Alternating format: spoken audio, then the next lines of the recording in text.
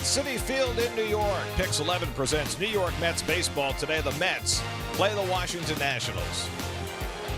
New York Mets baseball is brought to you by Nissan. Choose Nissan today for great offers on our most exciting lineup ever. By Spectrum, TV the way you want it, more HD, more on demand. Get it now at Spectrum.com. By Ford, for great deals on Ford cars, trucks, and SUVs, visit buyfordnow.com. By Geico, 15 minutes could save you 15% or more on car insurance. By Dunkin' Go-Tos, double deals made for go-getters. And by Honda, great deals are waiting for you now at your local Honda dealer. And a pleasant good afternoon, everybody, and welcome to Citi Field. Gary Cohen, Keith Hernandez with you today as the Mets play Game 3 of their 4-game set against the Nationals. 70 games to go in the regular season. There's a lot of anxiety among the Met players about the trading deadline coming up. One guy who doesn't need to be worried is Amed Rosario, and his development this year is going to be a big story over the last 2.5 months of the season. And the last week, he has really started to come around offensively. Absolutely. Remember, not too long ago, around a couple weeks ago, they sat him down for more than a few days to get some extra schooling in the cage. Well, I think it's kind of paid off here. He is red hot right now, really swinging the bat and also playing with a lot of energy, doing everything in the field, on the bases. He's getting extra base hits, and what I like so far, outside of his energy that he's bringing to the ballpark the last few days, is the fact that he's using both gaps. And he's on a hot streak right now, 3 triples in his last 3 starts, and Rosario will be back in the lineup at shortstop today behind Zach Wheeler, who hasn't had a win in 13 starts but continues to pitch really well. Well, his last start out against the Phillies was really his first rough outing where he really didn't have his good stuff for about 5-6 starts. He's been fantastic. He's always been a hard thrower. He's getting his breaking ball over better now. I really think he's turned a corner. This has been a particular team, the Nationals, that have given him trouble. In 11 career starts against the Nationals, he's only 2-8. So the Mets look to get the upper hand in their series in the final weekend before the All-Star break. It's the Mets and the Nats at Citi Field. All the action coming your way today on Pix 11.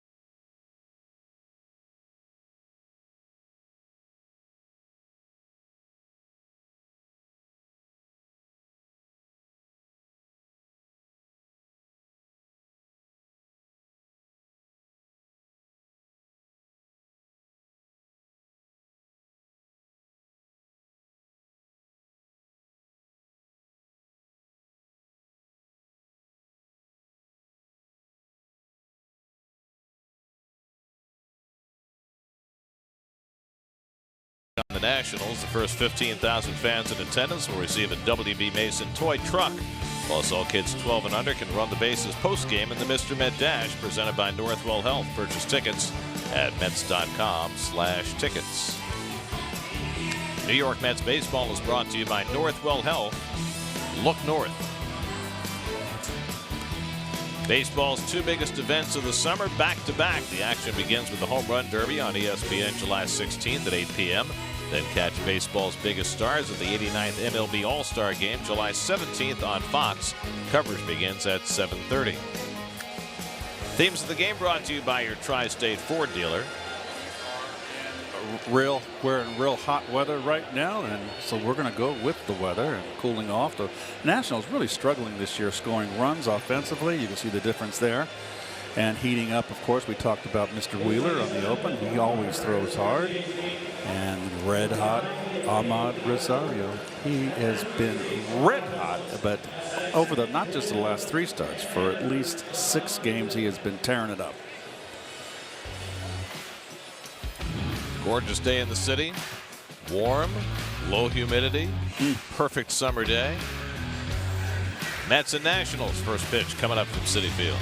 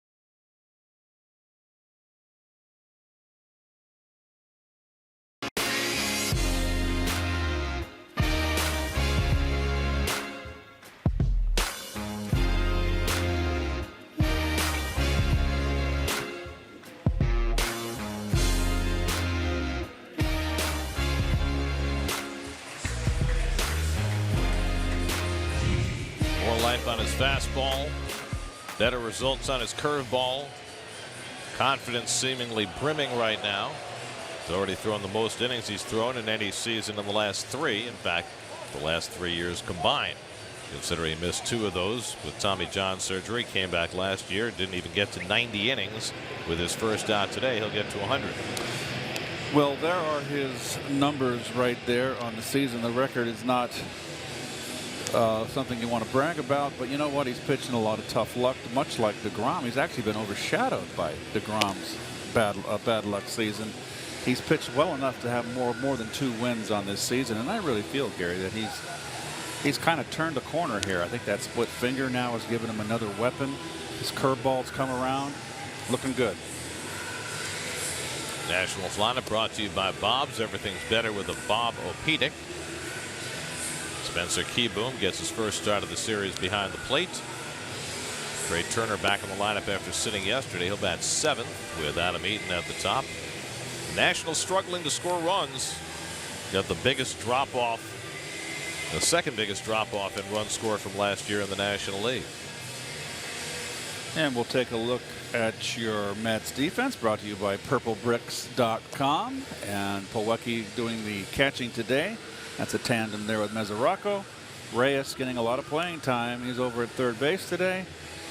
Batista, who started the last 2 games at third base, is back out in right field today. rounding it out with Conforto and Nimmo. Another day on the bench for Dom Smith. Mickey Callaway addressed that before the game today, said the Mets have to do some serious thinking over the break about whether to keep Dom here if he's not going to be getting significant playing time. He also said that he had a chat with Dom today because Dom was quoted in the newspapers this morning as saying that he really doesn't think he should be demoted, but also bemoaning the lack of playing time. And Mickey basically told him, control what you can control and don't worry about what you can't. In other words, stay ready, produce when you have the chance. Wheeler's first pitch of the day to Adam Eaton is stroked out to left field. Conforto toward the line, reaches out to grab it. And the first pitch of the game produces the first out, and we are underway. But Conforto just looks so much more comfortable in left field, does he not, Gary? He does. He had some rough moments in center field earlier this year. Nimmo appears to be much more comfortable there than Conforto was.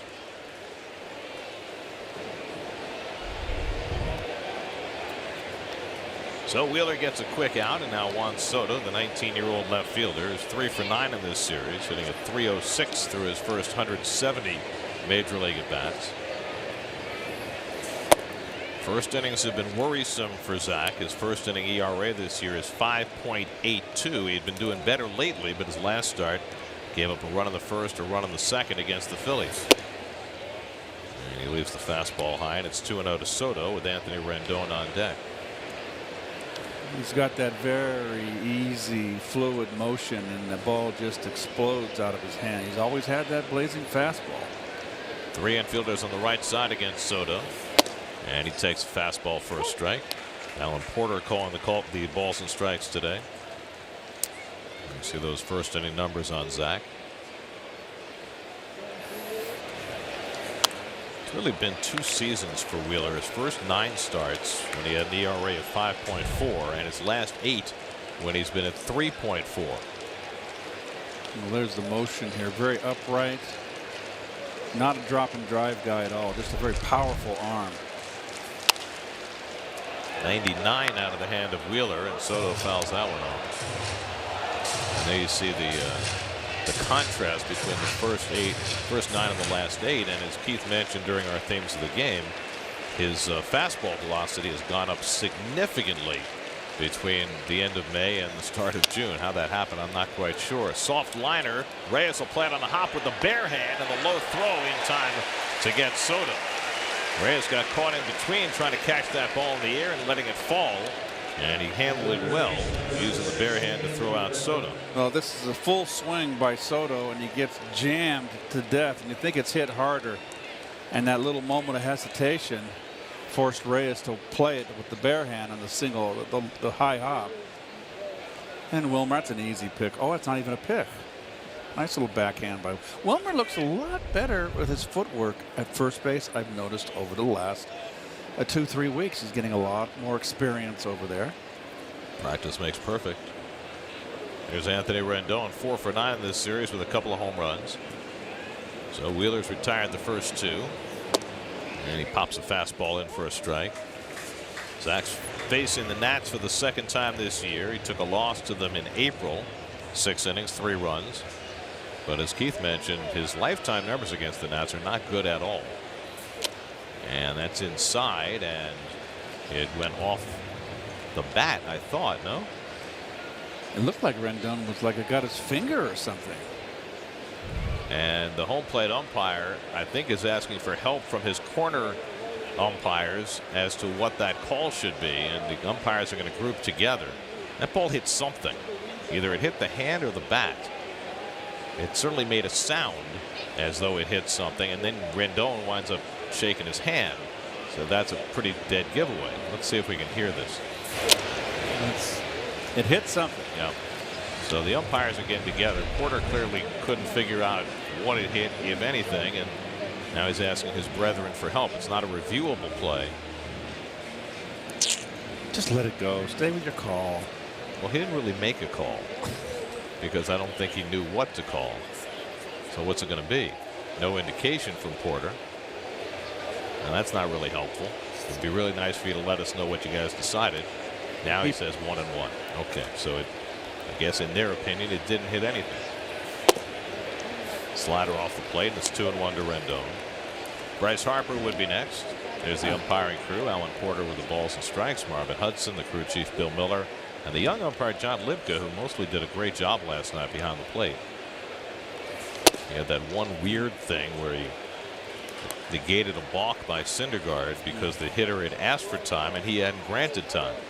And it should have been a balk.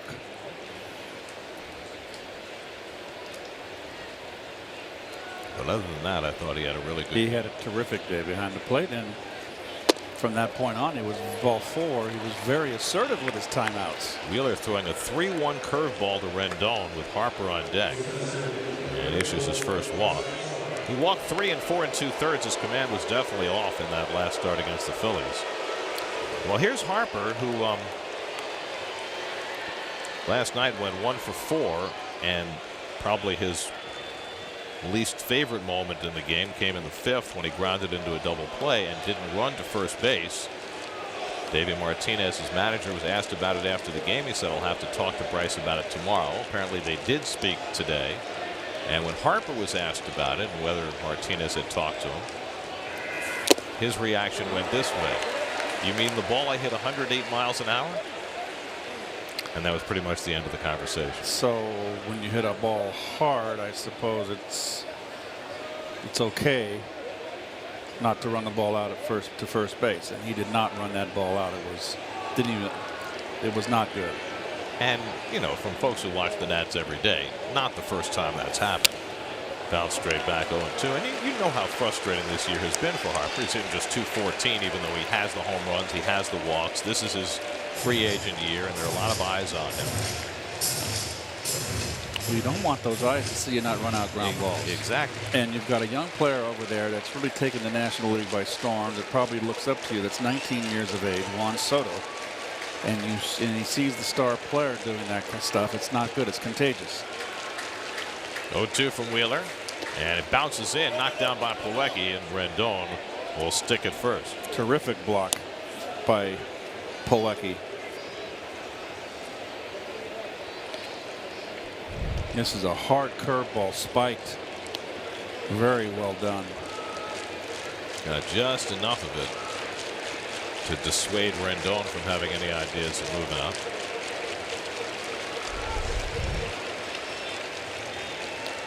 Harper just 4 for 20 in his career against Wheeler with 1 home run. Well, here you go. You get ahead 0-2, and then you throw curveball in the dirt, way in the dirt, and a changeup. You see so much of this today. Matt Adams would be next.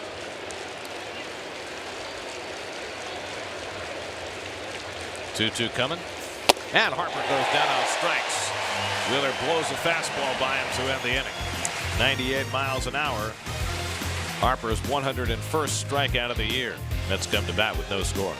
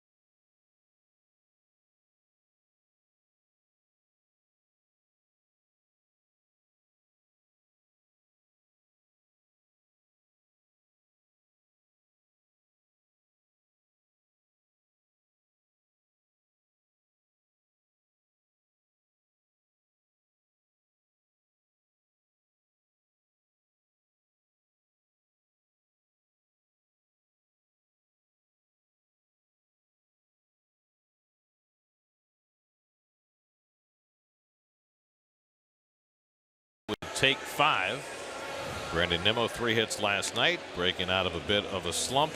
Rosario's been hot. Reyes has been playing a lot. 7th start now in his last 8 games. And Austin Voth, the latest pitcher, making his major league debut against the Mets. In 2015, he was the minor league pitcher of the year for the Nationals with a sub-500 record. He has not pitched in 13 days. This is his 4th time being called up this year, and he hasn't pitched yet. So we'll see what he's got. And the Toyota Let's Go Places defense. Well, we missed the outfield, but the infield, but who cares? There he is. Is he a 5-tool player? I think so. Particularly when he runs out ground balls. Wait a second. I want to see the tools dance. Come on. There we go.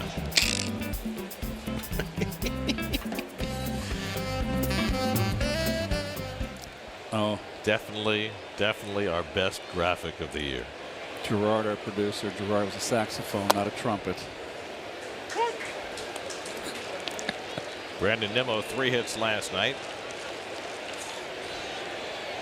OPS at 887 coming into the day. He has a pinch hit game-winning home run in this homestand. He has been a terrific pinch hitter, hasn't he? We forget about that. Right. Well, he's been starting so much, and deservedly so. How he first made his impression in the major leagues.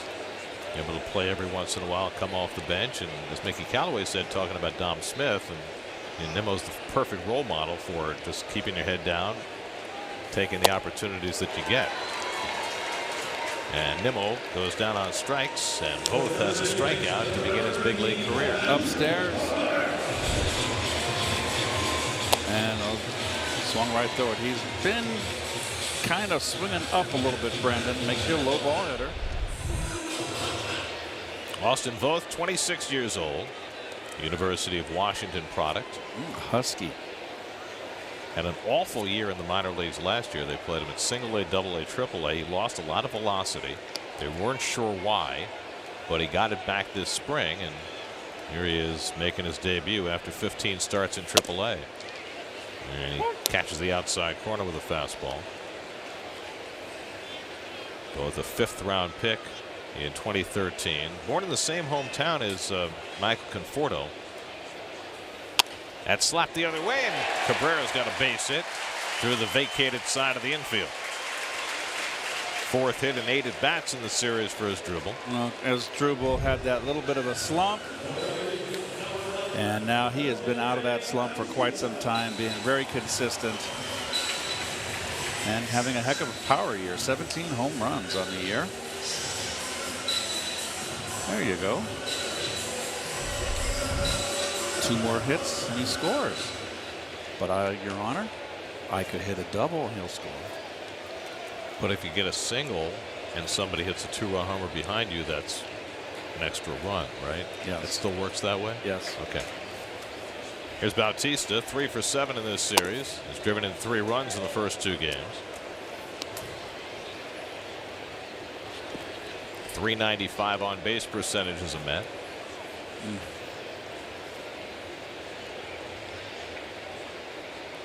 See the defensive alignment. 3 infielders on the left side against Bautista. Gets one in the air to left center, and Harper comes over. Backs up to the edge of the warning track to get it. 2 out. Just a little bit towards the end of the bat there. High slider. But I will say this, the ball is carrying very well going out that way. Wind is blowing out to left center field, and got a hold of this a little bit. And it's blowing pretty strong too. It's interesting how the flags above the left field scoreboard, the out of town scoreboard, the flags are blowing, but the flags over on the right field line, the big flags, they're just kind of blowing the opposite direction, it seems like. Blocked by the scoreboard. Yep. Here's Michael Conforto. So I asked Michael, since he and Voth are from the same hometown and they're only a year apart, if he remembered him at all growing up. And Michael said no. He said, I think I faced him as a freshman in the Pac-12 because Michael was at Oregon State and Voth was at Washington. Both drafted in 2013 and Michael in 2014. Michael's 2 for 6 in this series, and he gets jammed and fouls it off, and it's 0-2.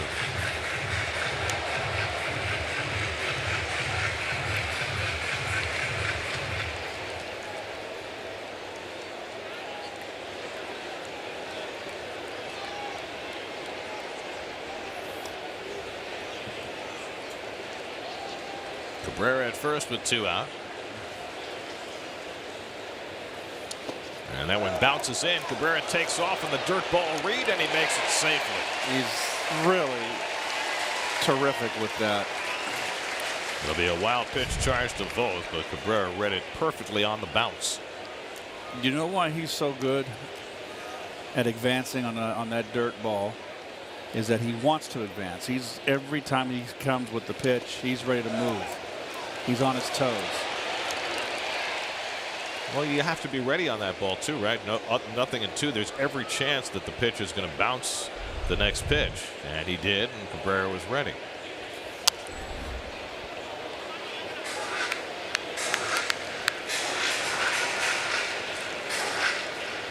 Austin Voth 4-5, 3.55 ERA at Syracuse this year. Less than 3 walks, 8.5 strikeouts per 9 innings.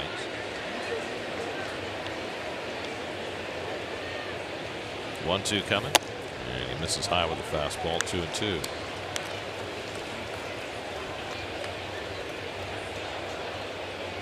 Well, Voth looks pretty sharp for a guy who hasn't thrown a pitch in 13 days. His last outing in AAA was on July 1st. He went 7 innings against Buffalo. He's been pitching really well lately down in AAA. Grounded past the mound, and there's Turner in the shift to throw out Conforto. And Voth has a scoreless inning in his first big league outing. No score after 1.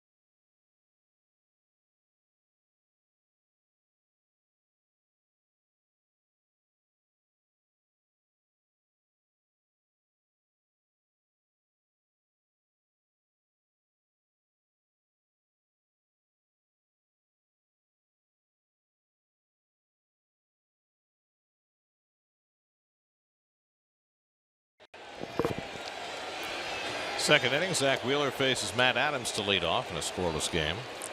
Adams homered last night against Robert Gazelman, who nonetheless was able to sturdy himself and get through 2 innings for his save. Adams at .284, 14 home runs, despite missing a couple of weeks with a broken finger, and he fouls it away.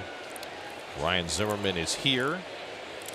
They're hoping to get him ready for rehab assignment fairly soon, but in the meantime, Adams doing a great job filling in. That's his home run last night. That solo home run off Gazelman. Wheeler missing with a curveball, 1-1. Murphy on deck. Turner to follow for the Nats in the second.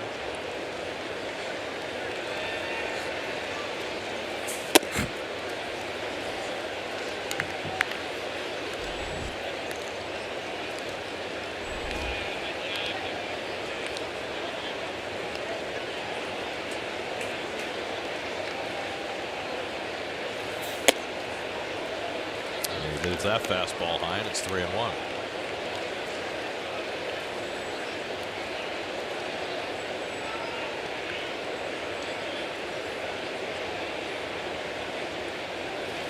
And Adams pops this one up into shallow center. Nimmo got a late start, but plenty of time to get under this towering pop-up. And that's the first out. New York Mets baseball is brought to you by Hyundai. Get an epic deal at the Hyundai Epic Summer Sales Event going on now at your Hyundai dealer.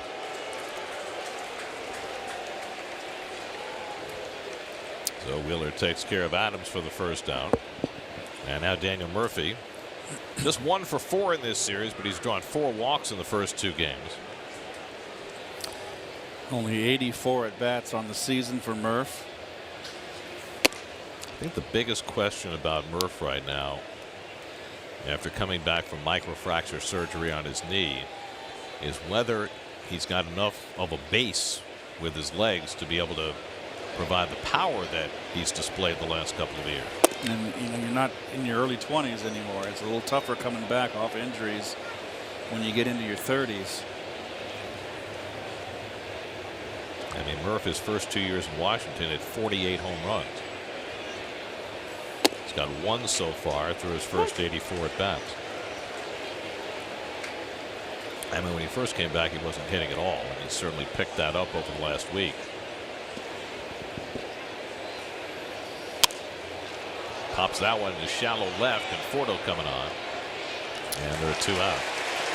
I mean, it's a given, I think, that knee is going to provide problems for him in the field. We've already seen that in the first 2 games, but I think the power is going to be the big question for him now, and whether he can get that back. You know, he's a good enough hitter. He'll get his hits just by using his hand. Well, yes, and Murph's a very astute hitter too, a student of hitting. And he'll find a way.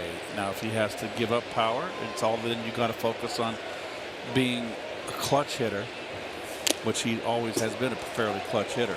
I feel he's always been a clutch hitter. But you know, do the little things too. Advance a runner, be in the middle of the innings as well. I don't care how you drive in the runs, just drive them in. Turner bounces one behind the back. Cabrera, the off-balance throw, and gets the speedy Turner to end the inning. Nicely done by Asdrubal to help out Wheeler. Zach has himself a 1-2-3 inning. Asdrubal, nice play. No score in the second.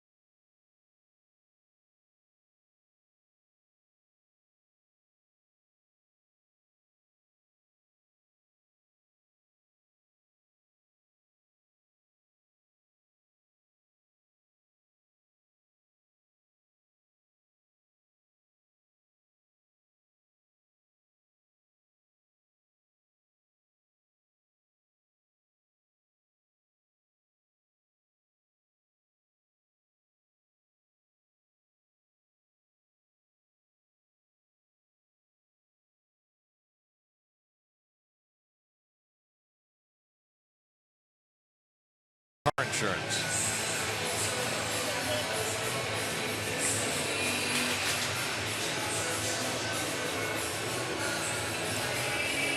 Wilmer 1 for 7 in this series.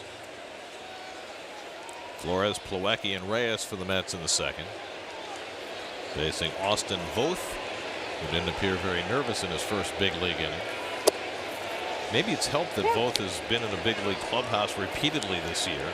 Called up 4 separate times, never gotten a game the first 3, and he's been hanging around the last 3 or 4 days since his latest call up and getting the spot start today. It has certainly been an advantage to be a first-time starter against the Mets this year.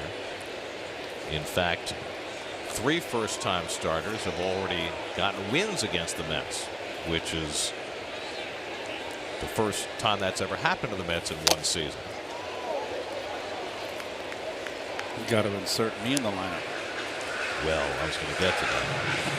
Mike Soroka, Pablo Lopez, Angel De Los Santos have all gotten wins in their major league debut as starters, and Jesse Biddle of the Braves got a win against the Mets in his debut as a reliever. So that's actually 4 who've made their debuts on the mound and gotten wins. Hanger. So they ran the numbers of players facing pitchers making their major league debuts, and Jose Bautista's done okay. He's had 5 home runs, 289 average, and 45 at bats against first-time starters. It's pretty good. That's lined over short, a base hit for Flores. So the Mets have their second hit against both. That one came on a breaking ball. So then they went back into history and ran some numbers for folks who might have played at one time or other. And they found that in the divisional era since 1969, players who have at least 30 at-bats against first-time pitchers, Justin Turner has the highest batting average of 533. Willie Randolph hit 500 against pitchers who make their debut. And you were third. You hit 486. 486 against these callow youngsters. Yes. I had the mental edge. Is that what that was? I don't have any clue who those pitchers would be. I did see the numbers. They had 3 home runs, what, 38 at bats too? 35, yeah. So it was a bunch of guys. So it kind of gives more evidence to how when you don't face a pitcher, and they talk about relievers coming in all the time, facing 4 different pitchers in a game. You know, you go up there and like you got a 2-strike count on you. You don't know what the guy's got that day. And certainly when you face a guy in his major league debut, you don't know what he has.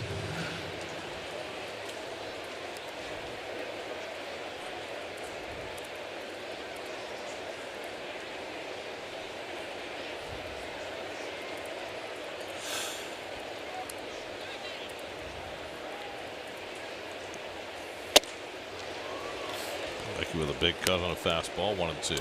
Voss got to be careful with his curveball. He's got a big 1-7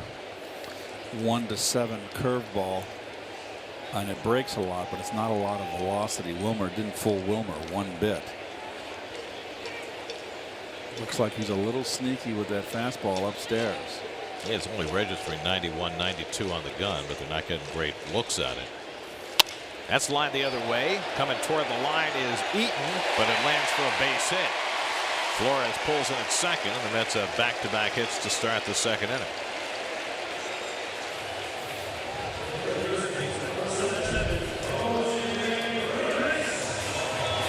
Flecky went right with the pitch. Wilmer did not have a good read at all on this ball. But it was going to be tough for Wilmer to go to first to third, even if he had a good jump. A little hesitation, more than a little. Well, he's got so much speed, you have to respect that. He might get there, but really had no chance. So Plawecki, who had a home run and a single in the opening game of this series, has a base hit his first time up today. And now Reyes, who's 0 for 5 in the series. Rendon in on the grass at third. And Reyes takes a knee-high fastball for a strike. Jose has been mired on the interstate. It just cannot get untracked.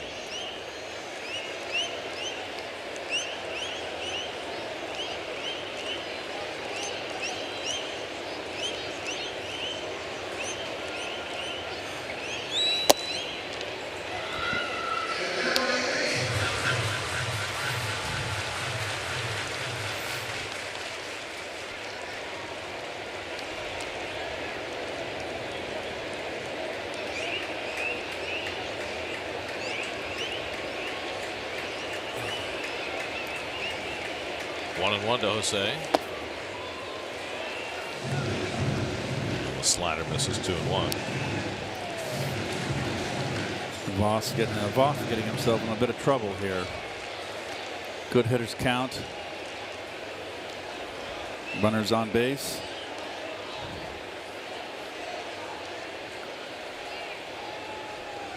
Rosario waiting on deck. Red hot bat. Chopped. Voth's only play at first, but he takes too much time, and Reyes beats it out. Voth got lost in terms of his mental clock. With Reyes running, he took way too much time. Boy, oh boy, you got to know that Jose Reyes, I don't care how many years you've been in the minor leagues, can run. Look at this. Wow. Reyes smelled a hit as soon as he chopped that ball. And so the Mets get a break there. An infield single for Reyes loads him up, and Derek Lilliquist, the veteran pitching coach, out to talk to his rookie right-hander, Austin Voth. So now as the base is loaded behind him with nobody out, and Ahmed Rosario, who's been swinging the bat really well on this homestand, coming up.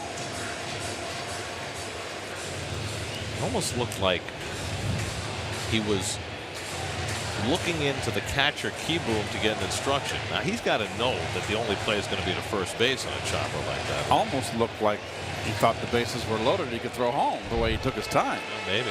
I don't think he did. But this is just, I mean, come on. And key boom's pointing, which is great. But I mean, it's got to have more urgency than that. So here's Rosario. A double and a triple last night. Stole third base for the first time in his career. One of the better hot streaks he's had going, and he's been much more patient lately, and that certainly serves him with the bases loaded, not chasing as much out of the zone. Curveball line the other way. That's a base hit. Flores is in. Plawecki will be held at third as Eaton gets it into the cutoff man. Ahmed Rosario stays hot. An opposite field single drives in the first run of the game.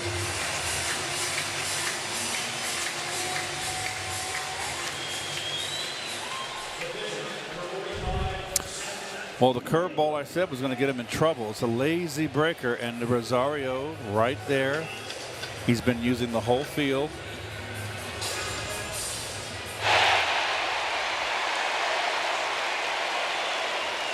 First run of the game brought to you by Hyundai's epic summer sales event. So a run is in, still nobody out. Wheeler the batter. 6 hits this year, 2 RBIs, and he takes a curveball for a strike. Interestingly, they're not playing the infield in, even with the pitcher up. Well, you're not going to squeeze. You don't squeeze with nobody out. Right, but they're going to concede a run on a double play as opposed to I would concede a run and try to get 2. You got third base in at the corner. That can be a home to first double play. Everybody else is going to second.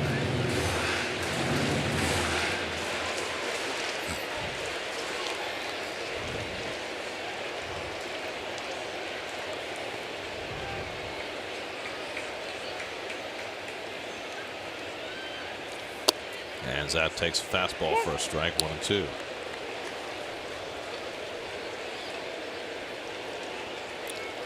Wheeler has 7 runs batted in his career.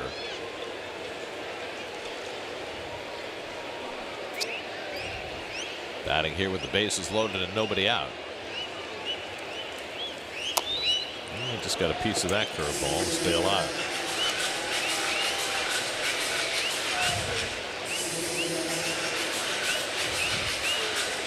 Austin Voth has given up 4 straight hits to start this second inning. Brandon Nimmo waiting on deck. Starting pitching has been a huge concern for the Nats the last couple of months. Wheeler cracks one out to left center field. Back in the gap goes Harper. He runs it down. Plawecki tags. He'll come home. Heading for third is Reyes. And now behind the play, Rosario takes second. Complete lack of awareness on the part of the Nationals, and the Mets get an extra runner into scoring position. Wheeler drives in a run with a sacrifice fly, and it's 2-0 New York. Well, it's not the Nationals, Gary. This is on Harper here. He's got no chance on the. Look at this. All that stepping to get set to throw. You're not going to throw me out. But then Rendon isn't even looking. If he turns towards second, there's no way Rosario can take the extra base. I thought Rosario was already on his horse with the throw. We'll take a look if we can at the back runner. But I thought Rosario broke once he realized the throw was coming into third base. First career sacrifice fly for Wheeler. 2 runs home. Second and third, 1 out. Infield stays back. Well, let's watch. Okay.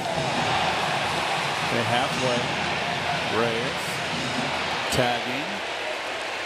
He's on. Yep, you see? He wouldn't have had him. He had no shot. Rendon. I mean, you got to cut that ball off to the shortstop.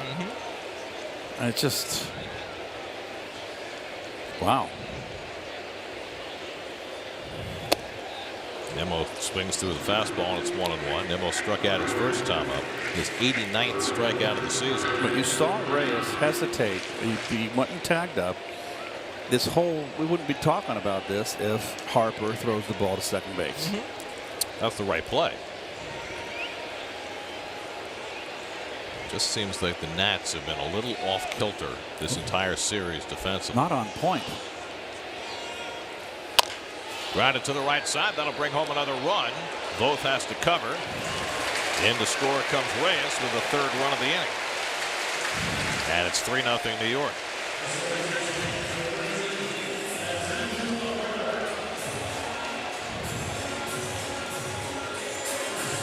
Couple gift runs.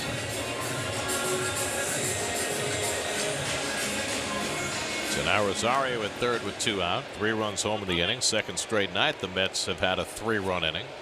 They had a 3-run first inning last night. Those have been precious for this ball club, particularly at home this year. Here's Cabrera, who rolled one through the left side his first time up for a base hit, and he yanks that one foul.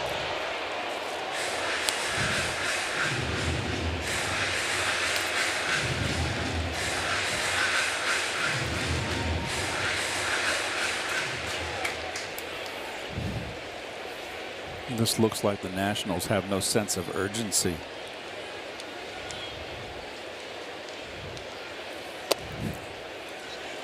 I mean, they're looking. We're right before the All-Star break here, the last weekend. 2 more games. And they're 6.5 games back. And 5 games out in the wild card, so their path to the postseason is getting a little more difficult. They've lost 12 of their last 18. Slider low and into Cabrera, 1-2. Phillies have won 10 of 13. The Braves have lost 7 of 9, enabling the Phillies to open up a 1.5 lead. Mets moved back out of last place with their win, and the Marlins lost last night.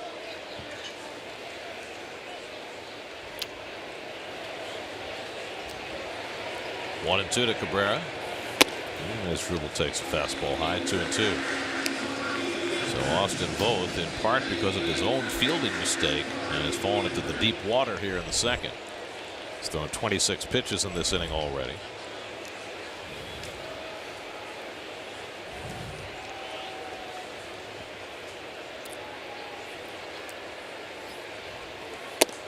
Cabrera gets busted up and in, and he did not swing. John Lipka with the call, 3-2. Bautista would be next. Nope.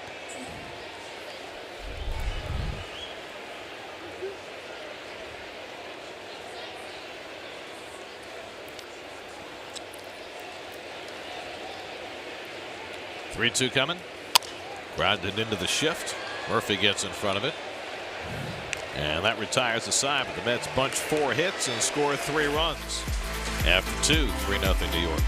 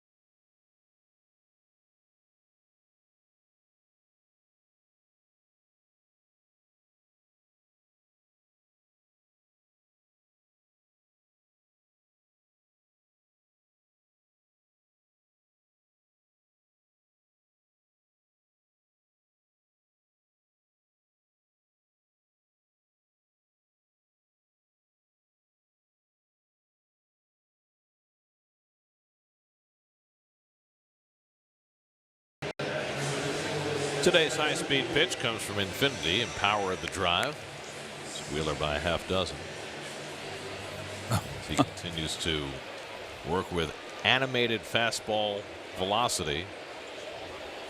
Number 8 hitter, the rookie catcher Spencer Keyboom leads off. Keyboom had one big league at bat coming into this season. He's made 16 starts this year. Matt Wieters was on the disabled list a long time, and so Keyboom got a chance to play and outplayed the guy we saw earlier this year, Pedro Severino. And so when Wieters came back, Severino went down and Keyboom stayed.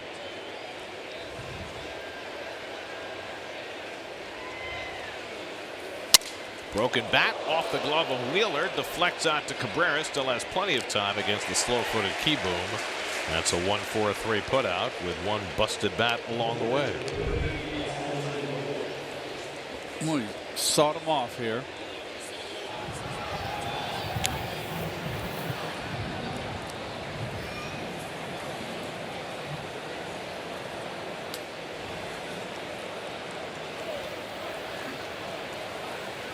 And Keyboom does not run that well, for sure. Nicely done by Cabrera, taking his time. Now Austin Voth, 3 for 57 in his minor league career. Let's check in with Steve Gelb. Steve? Gary, you know, if you have the best pitcher on the planet as a teammate, it probably makes sense to try and pick up a thing or two from him. And that's exactly what Zach Wheeler has done this season when it comes to Jacob deGrom. Wheeler has started going out and watching Jacob deGrom's bullpen sessions in between starts, see if there's anything he could glean from that. And he actually did come up with something pretty good. It's what we were talking about when it came to deGrom the other day, as Wheeler strikes out Voth 2 away. deGrom, when he's throwing his bullpen sessions, strictly throws fastballs to the glove side of the plate because of how difficult a pitch that is to execute. Wheeler, in watching that, started to do it himself, and now what had been a huge problem pitch for him, that pitch in particular, is one of the big weapons that he has. In the past, Wheeler said that pitch would always curve back over into the middle of the plate and hitters would do damage with it. Now he's been able, because of the side work, to get that fastball glove side to stay true, and it's made everything else play off of it. Hey, Steve, I know that deGrom has gone to, at the suggestion of John Smoltz, 2 bullpen sessions between starts. Has Wheeler changed that as well? To my knowledge, Wheeler's still throwing just 1 bullpen session in between starts, but that specific routine in the bullpen sessions is what he's changed up, that he's throwing almost exclusively glove side. Adam Eaton takes a fastball for a strike, and it's 0-2.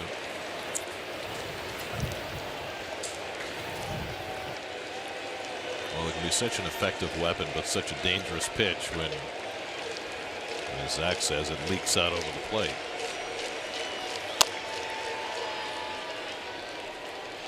I'm surprised if he's recognized that he's been hurt by that pitch, that he hadn't tried to make a correction earlier.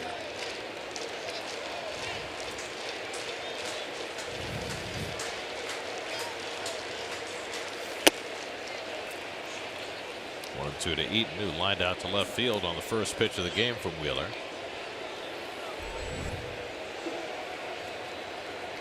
Wheeler's allowed just 1 base runner first time through the order.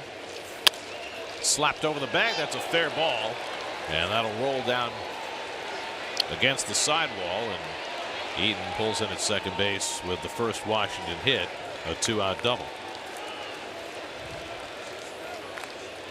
Cut and slash right here. Fastball, that's up and in, a little inside out. Stayed level, bullet right down the line. Just like a table setter should do. Oh boy, that ball got almost got by Conforto there. Got that little gap between the padding and on the ground where that ball can scoot by. Here's Juan Soto with a weird looking ball to Reyes, who barehanded it and threw him out in the first inning. Wheeler pops that fastball just where Steve was talking about, that inside corner to the left-hand batter.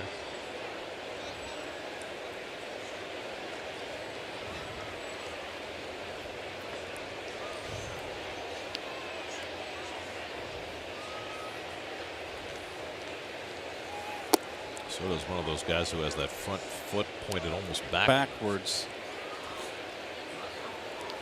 And I'm always a believer in that front foot. When you swing, you've got to be, that toes have got to be facing the pitcher so you can rotate your hips. I mean, it's a way for him to stay balanced, right. But you can also be on the inner half, your arch side of your foot. And let's watch. See, he does he pivot?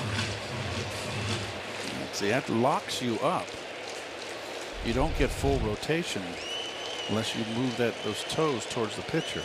Ryan Howard used to. Ryan Howard. Let me tell you, if Ryan Howard had opened up his front toe. Nice snag by Wheeler, showing off the hops. Side retire.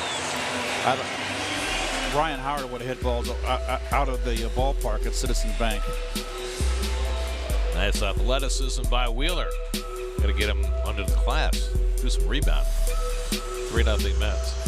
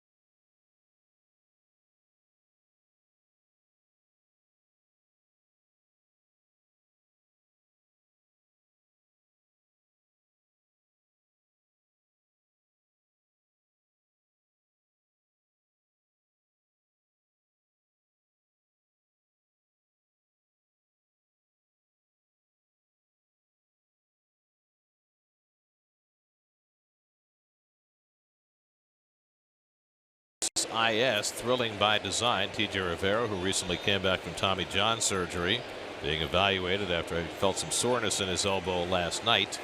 Yoenis Cespedes moving along. The interesting thing is that here we are, Saturday the 14th. In 6 days, the Mets will be at Yankee Stadium for a series that will include the DH.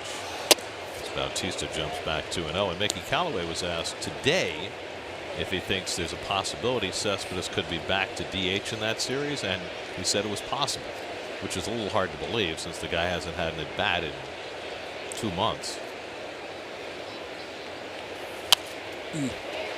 But Mickey emphasized that, you know, if he gets out of rehab assignment sometime in the next few days, he will be playing the field, and specifically playing left field. Well, that's a definitive statement right there. He didn't say first base. Well, it's not today.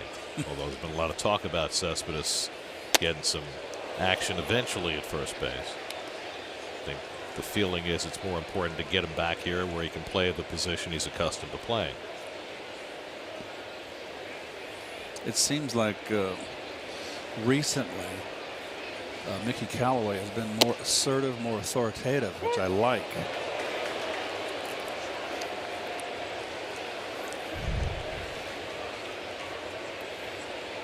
Back up breaking ball. I'm not so sure if that stayed on the inside corner.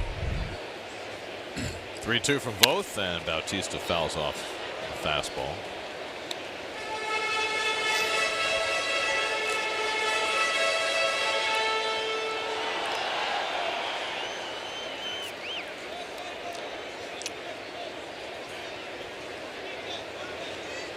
Conforto and Flores to follow in the third inning, after both gave up 3 runs after 4 consecutive hits in the second.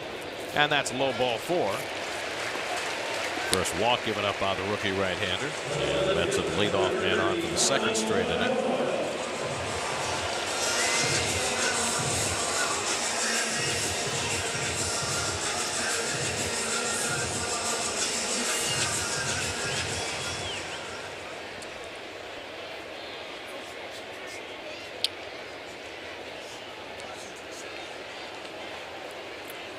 Conforto grounded out into the shift his first time up.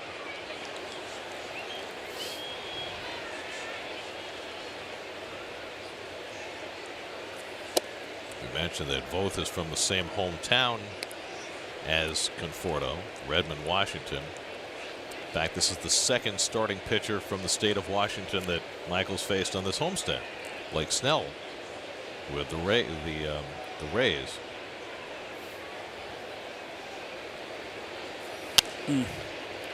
Just not getting the barrel on the out in front on the fastball, Michael. And this is a guy that's not throwing hard. It's a little alarming.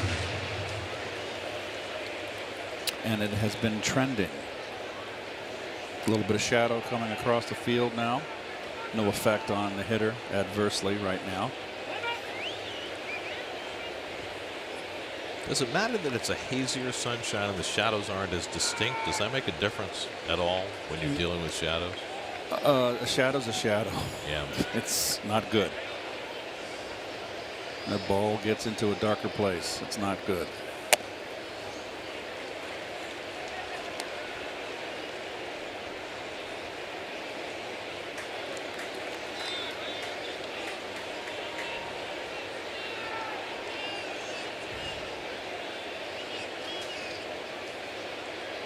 Bautista at first with nobody out. 2-1 to Conforto.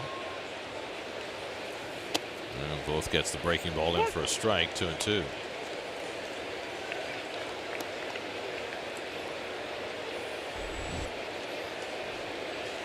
Wilmer Flores waiting on deck.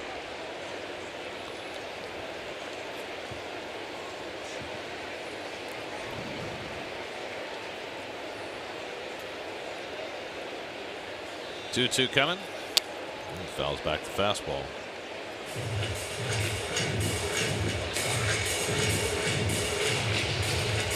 So this has been the problem for Michael, is that he's fouling back these pitches that he should be out of the box. The bat should be over the at bat, and then you allow the pitcher to make another chance to make a nasty pitch on you.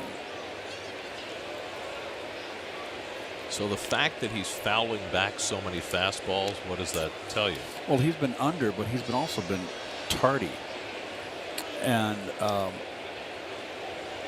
then he gets. I don't know what's going on in his mind. If you're tardy on a fastball, you're going to be back of your mind. You're going to want to start quicker, which is the wrong thing to do, which will then make you vulnerable. It's this one out to right, chasing Eaton back. He's got plenty of room. It makes you more vulnerable then if you start too quick and you're worried about getting beat by the fastball. Then you're going to be susceptible to off-speed pitches, changeup, and breaking balls in the dirt. I'd love to see this swing again. I thought he connected on this one. Let's see if they got in on him a little bit. It sure did. You got to be. It's like golf. Golfers, when they have their swing, they hit it so far and effortlessly because the continuity of their swing and the continuity of their wrist snap with contact. It's the same principle in baseball. And when you're a little behind, the wrists that provide the snap and really, give you the drive, the power, if they're a split second behind, like a delayed reaction, you lose power. You follow me here? Yeah, I do. Do. But I want to go back to what you said before. Okay, as Flores flies another one out to right, and Eaton looking through the sunglasses at it, and that's the second out. If you're late consistently, and your tendency as a hitter is then to try to speed up, and you don't want to do that, then how do you get yourself on time? Everybody's different. I don't know, maybe get your hands more back in a set position so you don't have a take back, so much of a take back. It's more in a position to go and strike the ball from your stance. You know, you always got to start somewhere where you hold your hands. Galecki hits one on the ground right at Turner, and he gets the force to end the inning. So both works around a leadoff walk. We've played 3 at Citi Field, 3-0 New York.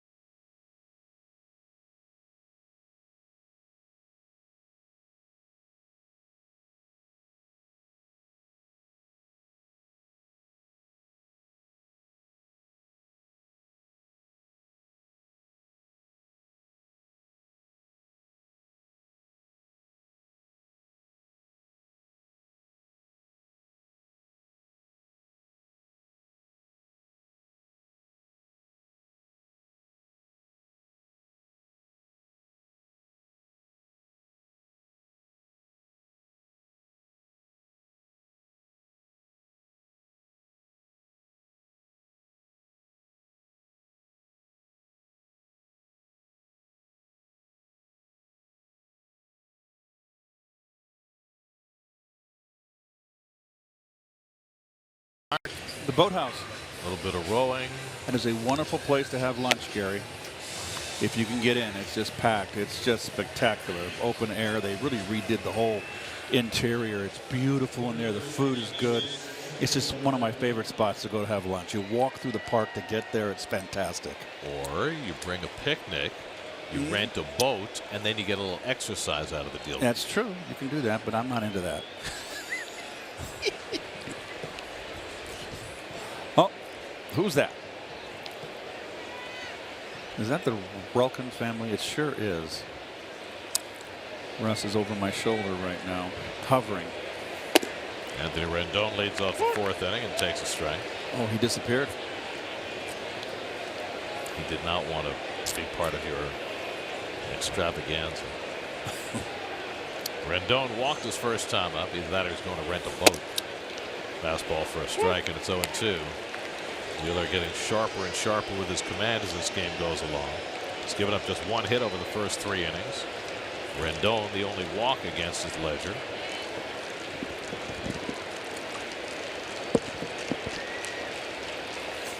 And Rendon breaks his bat and has a little blooper for Flores. So Zach breaking some bats today. That's the first out. Well, he can do that. And we've talked ad nauseum, and pitching coach Dave Island has said they're going to pitch more inside. When you got a fastball, look at it, he just totally broke down his swing. You saw him bring his right arm in. He just totally got inside of him there and broke him down. Now Harper has struck out in a fastball his first time up. Leads the league in drawing walks. 4th in the league in most strikeouts. Really just pouring in strikes now.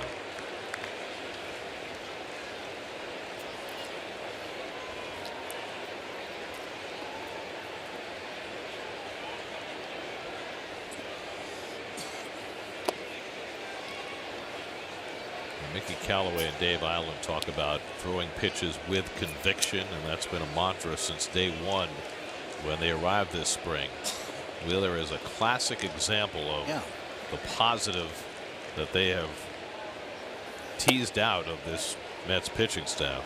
It's anything that you do on a playing field, whether it's hitting or pitching or fielding or any walk of life, do it with conviction. No question. You can't waffle. Well, Harper's just looks. That's where he doesn't like it, up there and away. And that was right down the middle. And he's just coming under everything. He's just trying to. He's tardy. And he's trying to lift and hit home runs. So it's an all or nothing approach. 2-2 coming. Gets in on him. He bloops one foul down the left side.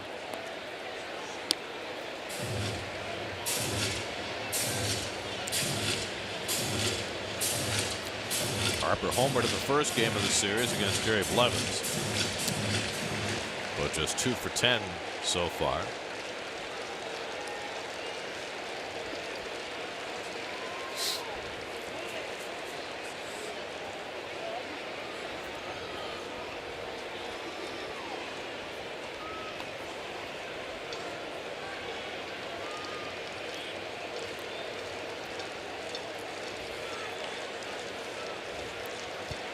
Two from Wheeler, and Harper lifts this one to shallow left. Conforto grabs it, 2 out.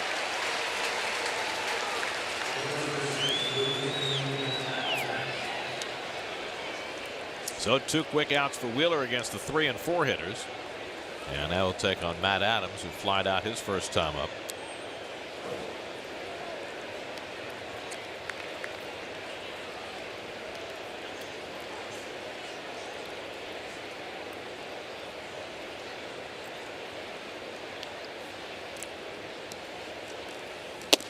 And that first pitch curveball in for a strike.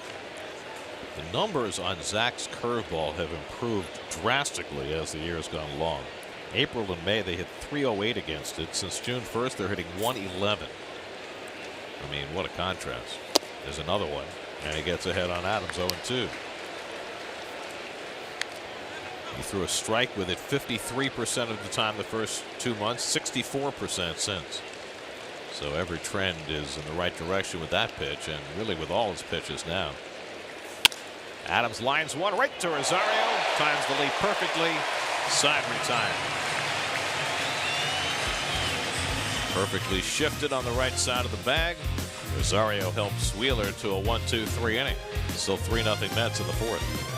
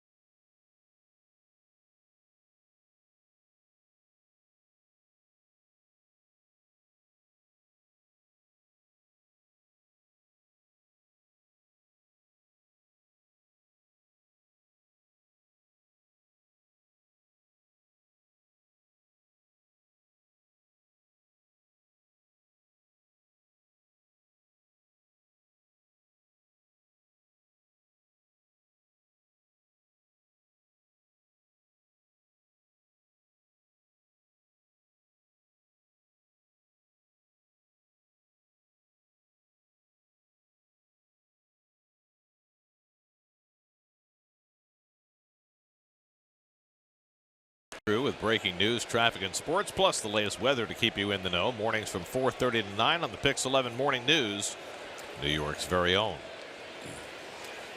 Jose Reyes leads off. Key play in the Mets' 3-run third inning. First two men were aboard. Reyes hit a chopper back to the pitcher, Voth, who took far too long to throw the ball, and Reyes beat it out for an infield hit to load the bases. And the Mets cashed in all three. Well, that was just the beginning of the mistake-laden inning made by defensive mistakes made that inning by the Nationals. Harper throwing to third base, allowing the back runner to advance. That was Reyes. He winds up scoring. And this is what we've seen from the Nationals now. And we're in the third game here, and they just look flat.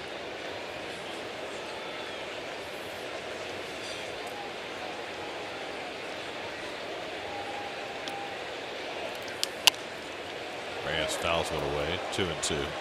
Well, I'll say what I said last night. I think part of it is that, but part of it is it's not a very good defensive team anyway. I mean, Adam Eaton, when he's completely healthy, is a good defensive player. Harper has his moments, but you look around this field, this is not a defensive-oriented team. Well, you've got Adams at first base. He's average. Murph has really been, never been a great fielder, but he's been, he's really diminished with his knees. Reyes drives that ball to center, but Harper is there. 1 out. I mean, the left side of the infield is solid, I think, with Turner and Rendon, yes.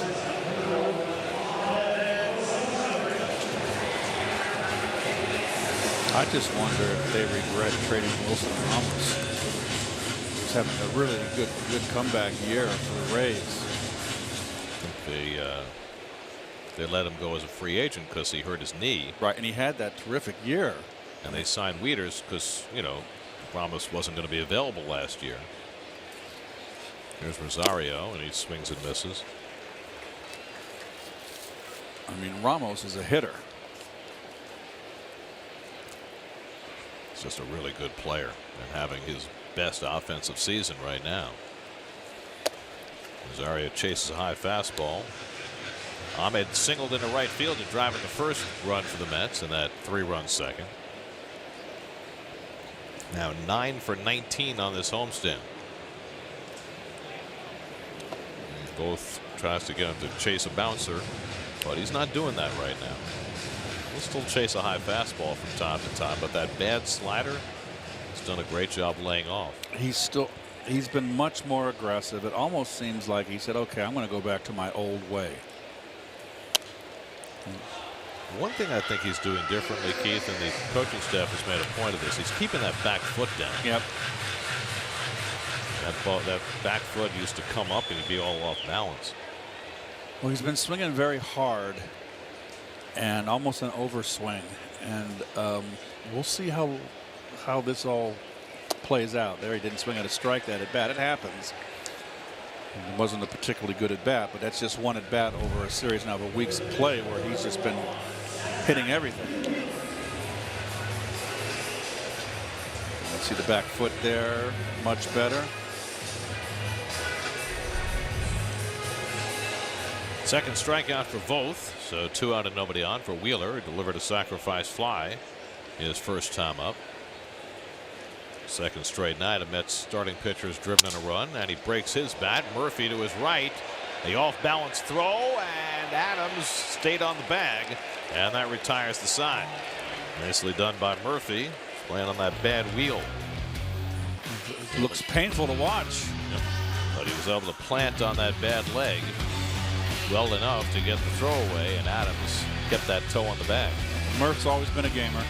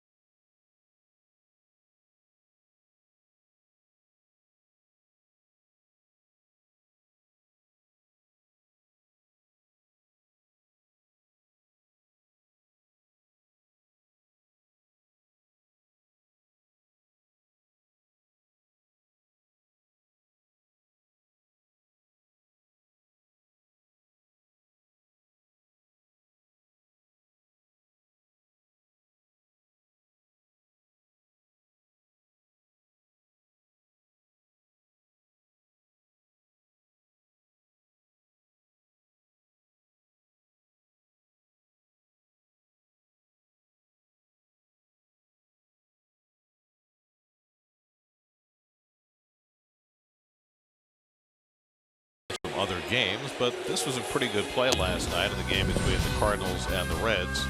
Matt Carpenter hit it. Billy Hamilton took his time and did this. Well, it's a heck of a play, and it's a recovery from not getting back to the ball fast enough. But boy, what a recovery, and that is a fantastic catch. Also the second time in the last few years that Hamilton has robbed Carpenter of a home run, so Matt's starting to get a bit of a complex. Also in that game last night, Matt Harvey pitched well again. 5 innings, 4 hits, 4-1, 2.38 over his last 6 starts. Murphy grounds one slowly. Wheeler will take it most of the way. 1 pitch, 1 out. Around the Majors brought to you by your Tri-State BMW centers. There's recent Matt Harvey. And the expectation in Cincinnati is almost 100% that he's going to be traded again before the deadline. It felt as though that's what they were going to do when they acquired him, and they have not really changed their minds. And the walks are the 5 walks over those starts. And he hasn't gone deep into games. But he certainly has turned a corner. And whether he would have turned that corner had he stayed here, I think, is very much an open question. But what it means is that, you know, the 5 power arms whom the Mets thought were going to be the backbone of this team are all pitching well right now. Turner lays down a bunt, but Wheeler has time and gets him by a stride. 2 out. Nicely done by Zach, who knew exactly how much time he had. Which wasn't much. Turner runs well.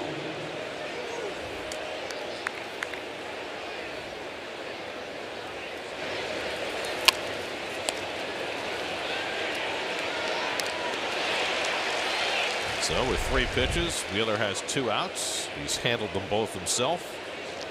And now he'll face the number 8 hitter, Spencer Keyboom.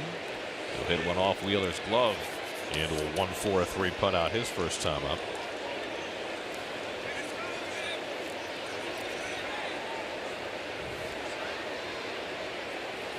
Spencer Keyboom, 27 years old, getting his first significant big league experience. His younger brother, Carter Keyboom, who's only 20, is a highly regarded shortstop in the Nationals organization.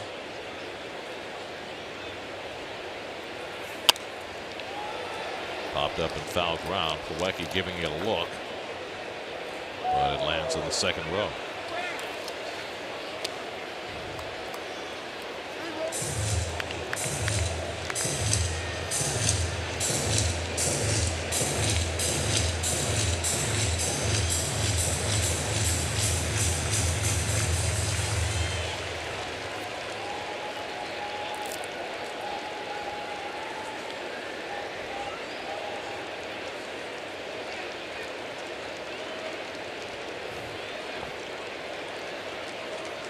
Oh, 2 from Wheeler.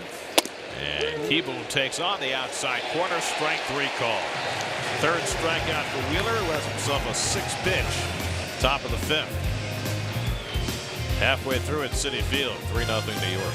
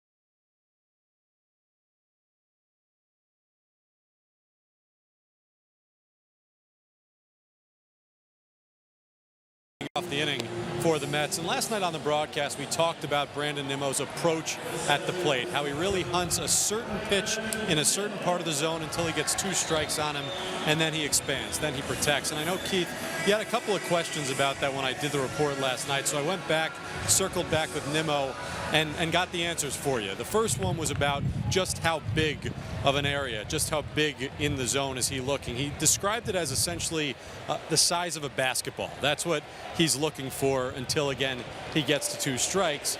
You also had asked, though, if it's kind of a be-all, end-all approach, if this is something he's doing at all times, and it's not. The majority of times, yes, but he does take situations into account.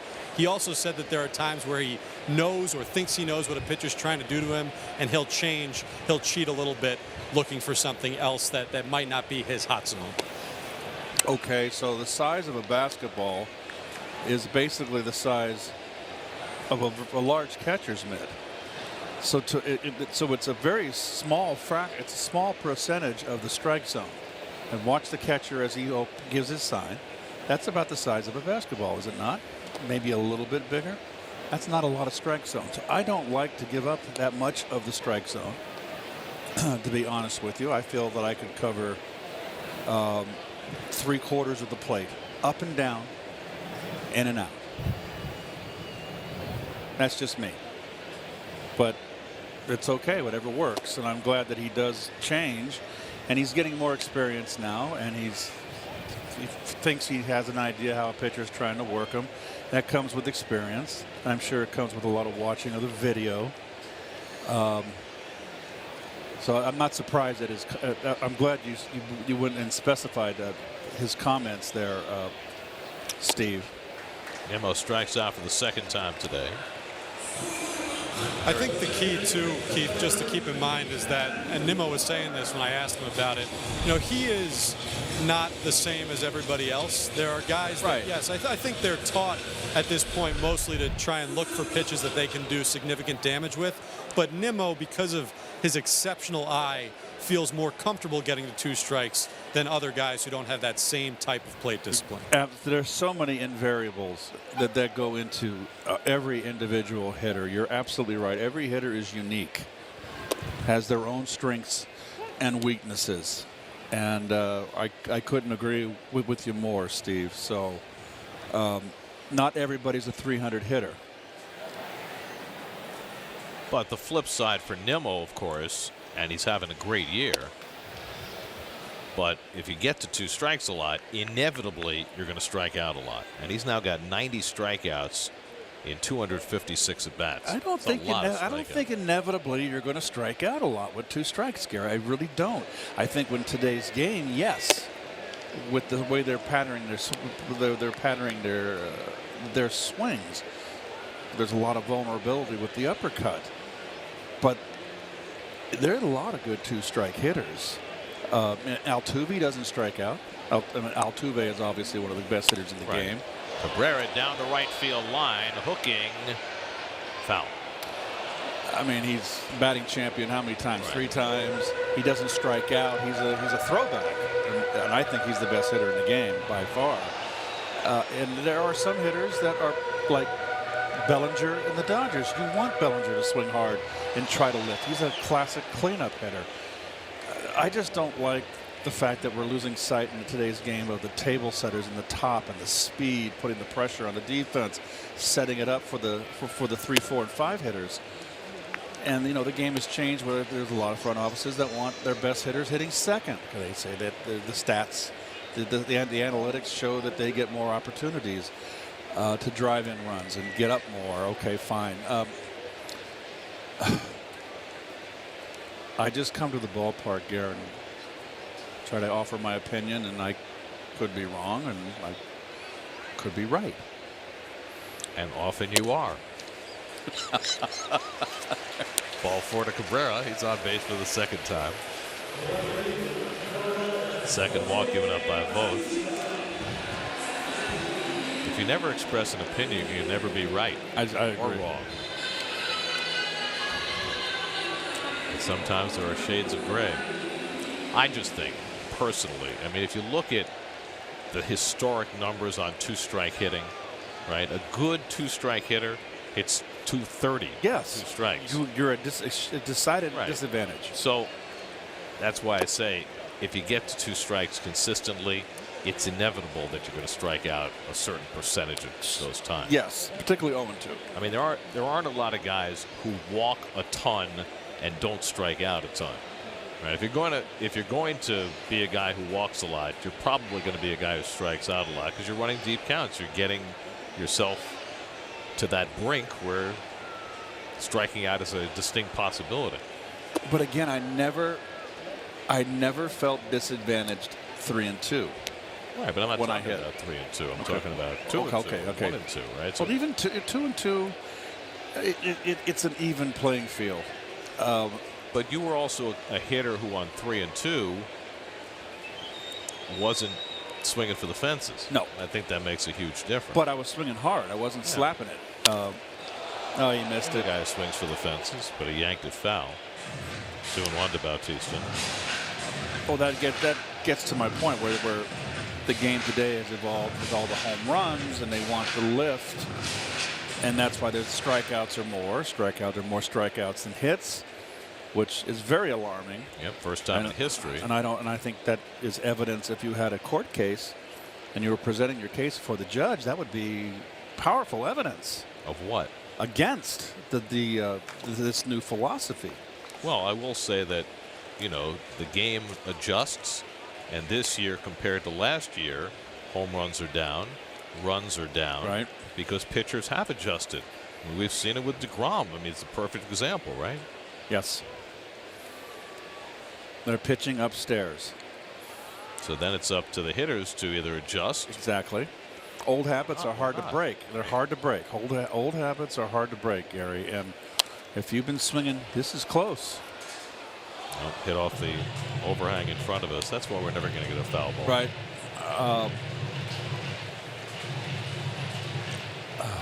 There we are. See, we're there, and up above us is the promenade, and that overhang comes out far enough, it's almost impossible for us to get a ball. What do you think? It extends around 20 feet? Yeah, at least. Yeah. It's great for the fans because they are so projected forward toward the field. The fans in the promenade, they have a great view. Popped up foul coming back out of play. And we've had an opportunity to work up there. That's a great place to Yes. There's not a bad seat in this ballpark, to be honest with you. You can be in the upper deck, the last row. So there we are on the left watching, and there's the overhang in front of us. Right.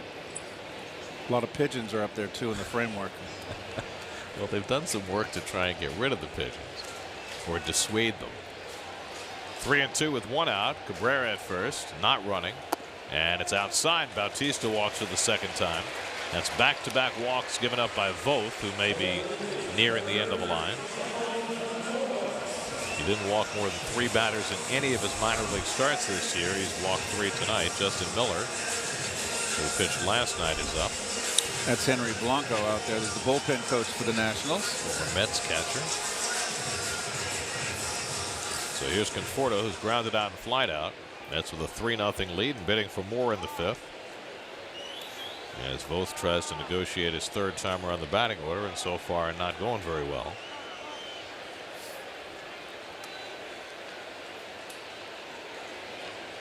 Conforto just 2 hits in his last 20 at bats. Both buries a slider at the feet of Conforto, 1-0.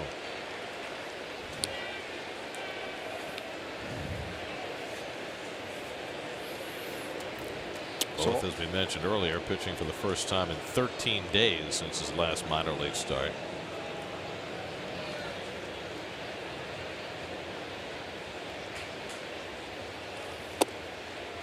And he gets that one at the knees, 1-1. Let me ask you a hypothetical. Well, it's not hypothetical. Let's ask you a question. How do you think a young Pete Rose would be evaluated today? The Pete Rose player that we saw play all these years.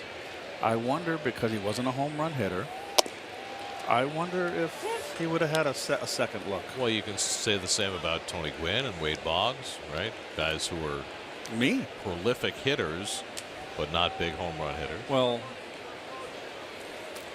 I'm very curious.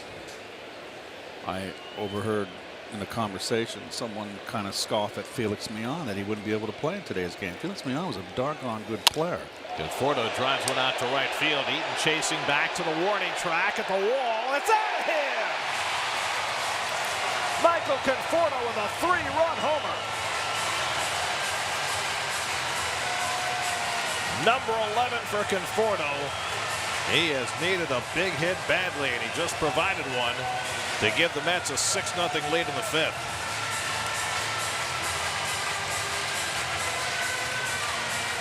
So after back-to-back walks, Conforto cashes in.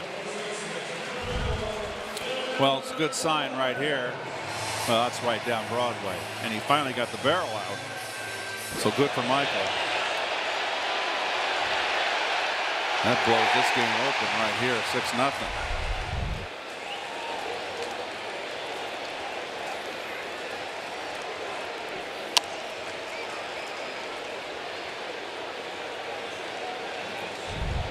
So Conforto proves to be the king of the Evergreen State.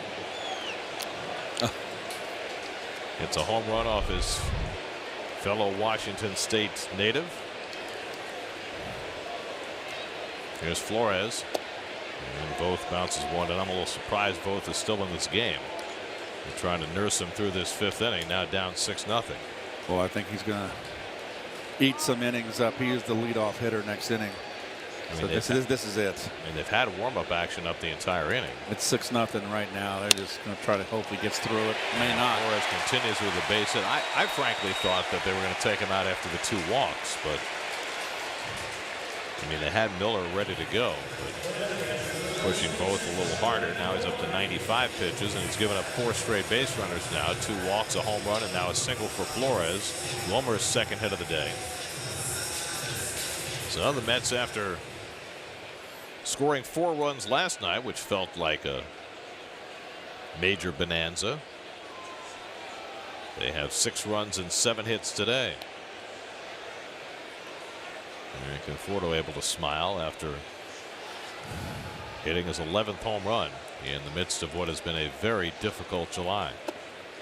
Curveball off the plate to Plawecki, ball 1. His breaking ball now, we look at 78 miles an hour. It's a softie. It looks like he's getting gassed. Mr. Softy is my favorite. The ice cream trucks. Song. Yes, I was teasing you. Popped up in foul ground. That'll come back out of play.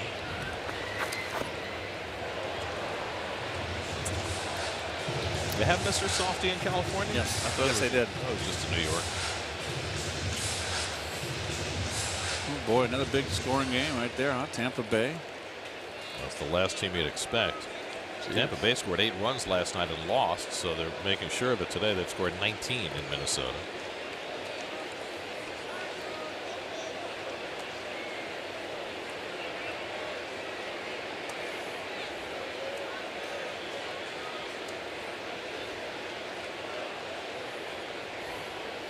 Plawecki socks one in the left, and that's a base hit.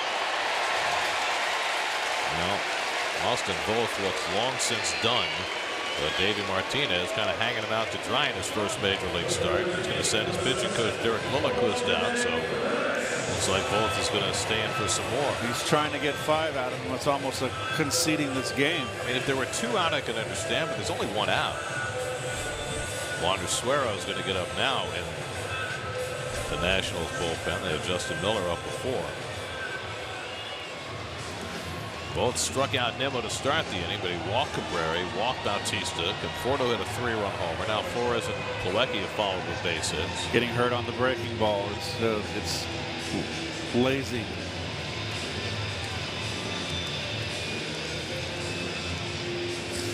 New York Mets baseball is brought to you by Altice One from Optimum.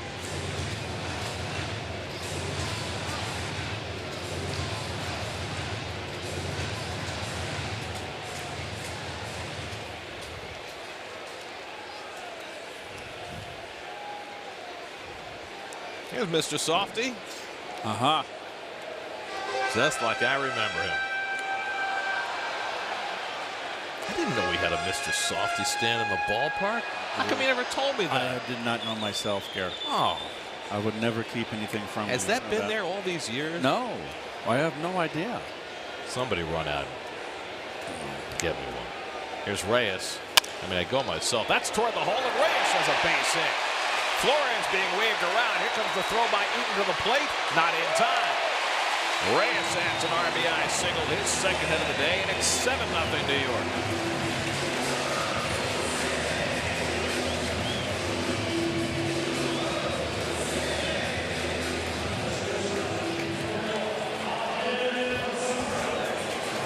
Good hustle on the backside from Plawecki going first to third. He never hesitated. And that finally is going to be all for Austin Voth. After 6 straight Mets reach base with 1 out of the 5th. So Plawecki never make up your own. Oh, yes, he did hesitate. Waiting on the throw.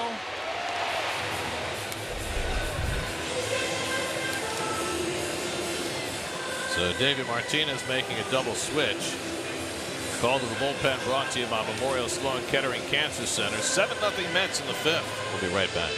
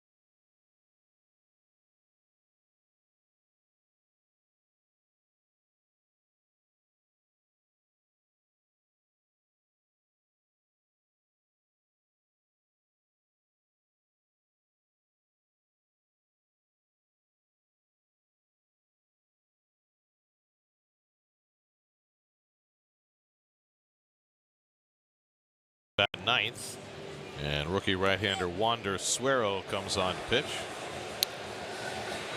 16th game of the season for Wander. Interesting first name.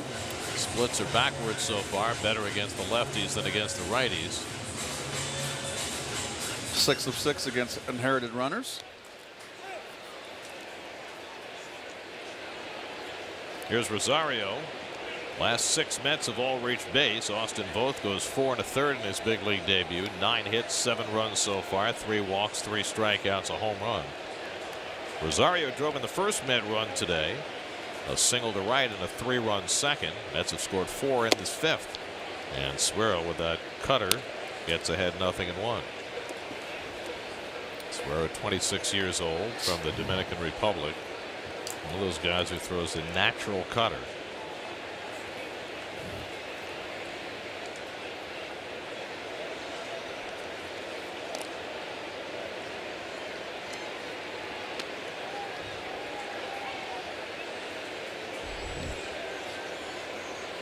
Zach Wheeler has already driven on a run today, waiting on deck.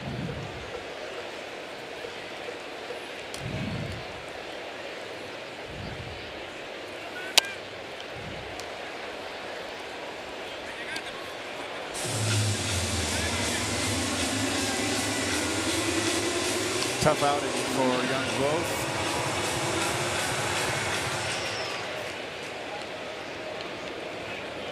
He's still got his runners out there, 2 of them.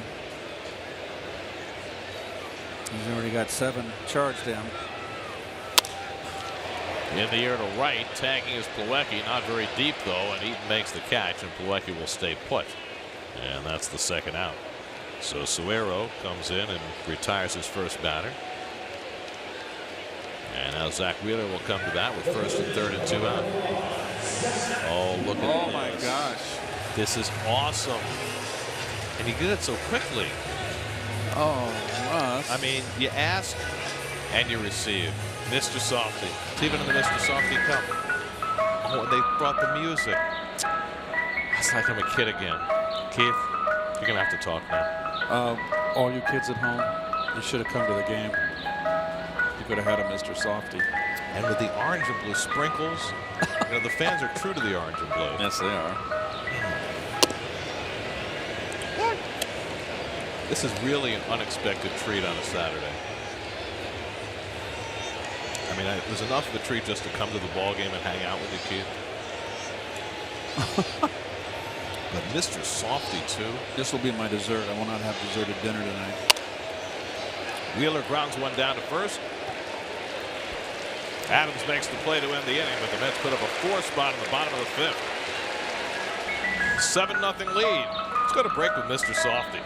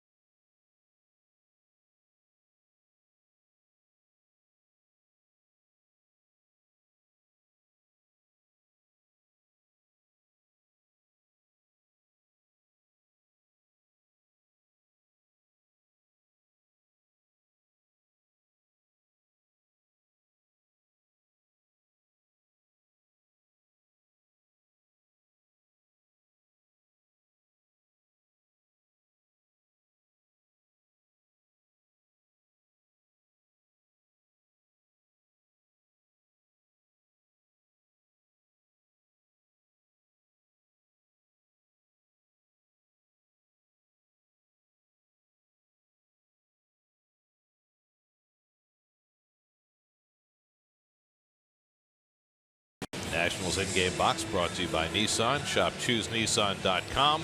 And that gives you an idea how dominating Zach Wheeler has been over the first 5 innings. Only 1 hit allowed. An opposite field double to Adam Eaton in the 3rd. Since then, Zach's retired 7 in a row, and now he has a 7-0 lead. And keep your fingers crossed. But Zach is trying to snap a stretch of 13 straight starts without a win.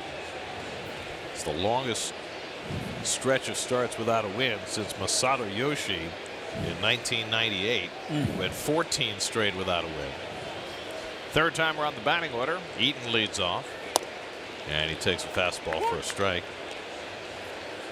Might also mention, since he's not here, that Ronnie had a streak of 14 straight without a win in 1987. Yeah, but he finished strong. He did, and that certainly bodes well for Zach.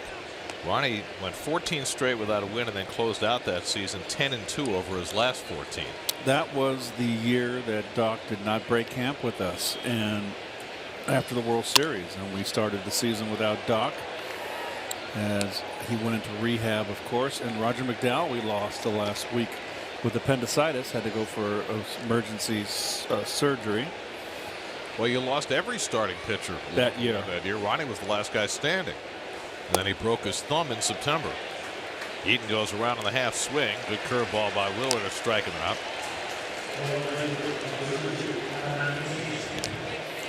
Well, here's the big breaking ball. It's been a big weapon for Zach. It's not over the plate, but he's ahead in the count. You don't have to throw a strike. Did I say Eaton? Of course, that's Defoe who just struck out. Now Eaton comes up. Well, you were all involved with your was. Mr. Softy. Mr. Softy definitely was a distraction. My apologies.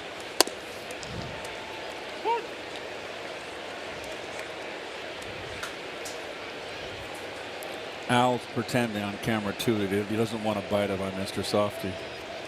Should be pretty well melted by now, shouldn't it? Eaton pulls one into right field. He's got his second hit of the day. And the Nationals' second hit.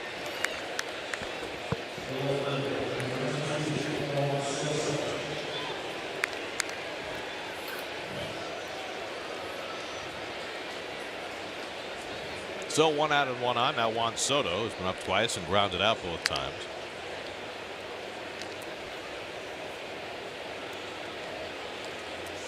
Pen poised, ready for the next play. I always love to watch people keep score. If we can, let's get back to her scorecard. Let's see what she's got going on. I didn't know it was a she. Oh well. I just assumed. I shouldn't assume. There you go. You were correct. Let's see what she got. Okay, 3-1. I like that.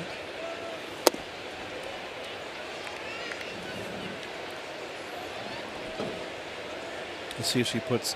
Oh, she puts a backward K for a called third strike. You do too, Gare.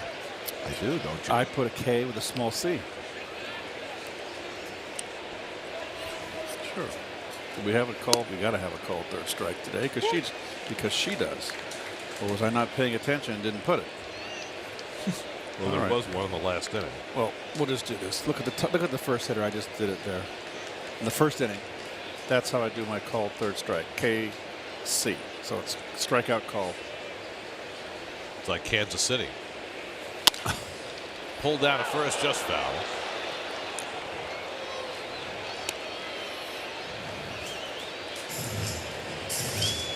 Looks like the old Kansas City Monarchs hat.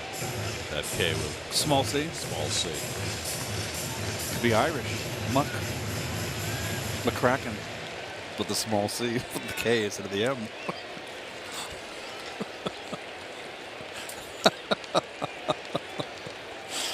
Just saying. I can't even express what just happened. Here's a 2-2, and Soto just got a piece of it. So I got finished with my ice cream, and I had my napkin, and I balled up the napkin like this, and I went to throw it in the garbage can, and Keith intercepted it. Now he's done it again. The only thing he didn't do was wave his finger at me like Matumbo.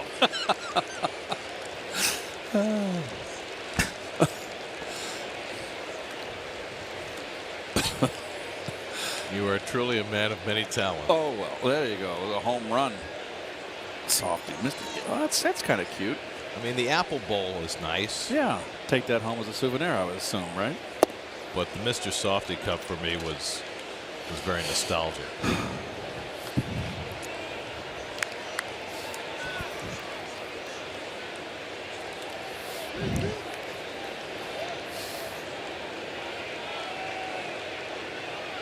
I think our first softies in California were Dairy Queen. I'm not sure. Here's ball 4. Second walk of the day issued by Wheeler. And for the first time, the Nats have 2 men on in the same inning, with Anthony Rendon coming up.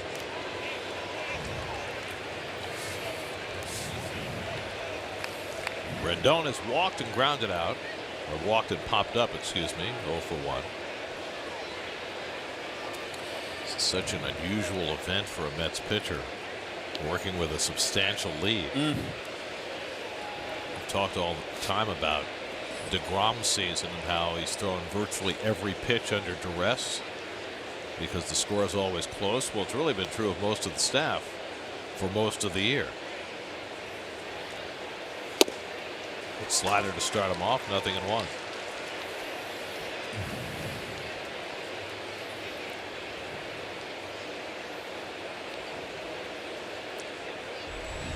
Bryce Harper waiting on deck. Eaton at second, Soto at first. Oh, up and in, tied him up.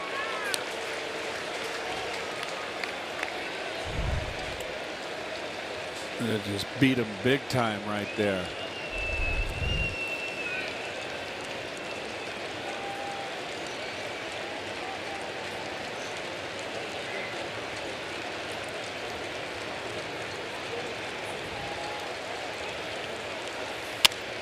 Little looper to short, and Rosario can't get it. Tried to time his leap. Maybe could have been better off going a couple of steps further back. But he came up empty, and Rendon has himself a soft hit. Just out of his reach.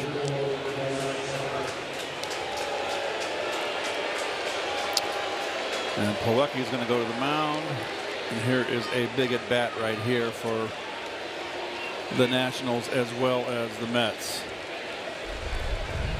Well, it's a 7-0 game, but it could get a lot closer in a hurry with Bryce Harper coming up with the bases loaded and 1 out. So far, Wheeler has handled Harper quite nicely. Strikeout and a lazy fly ball to left. Eaton at third, Soto at second, Rendon at first with 1 out.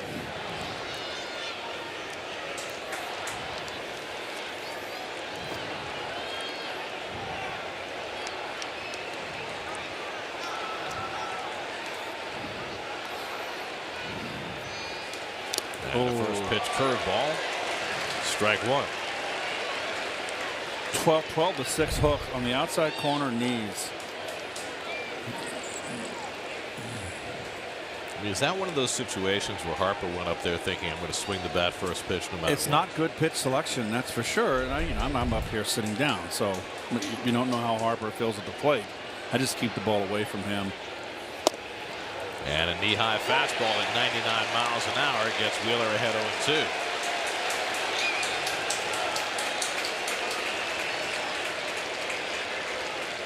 .22 batters for Wheeler in this game, 19 first pitch strikes.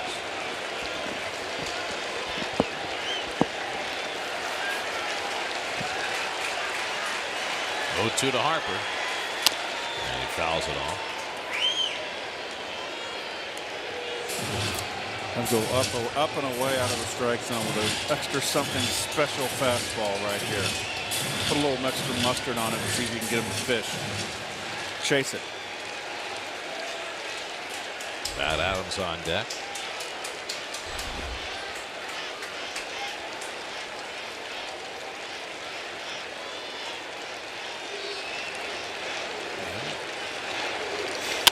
Line, base hit into right center. That'll bring in Eaton. Soto will pull in at third.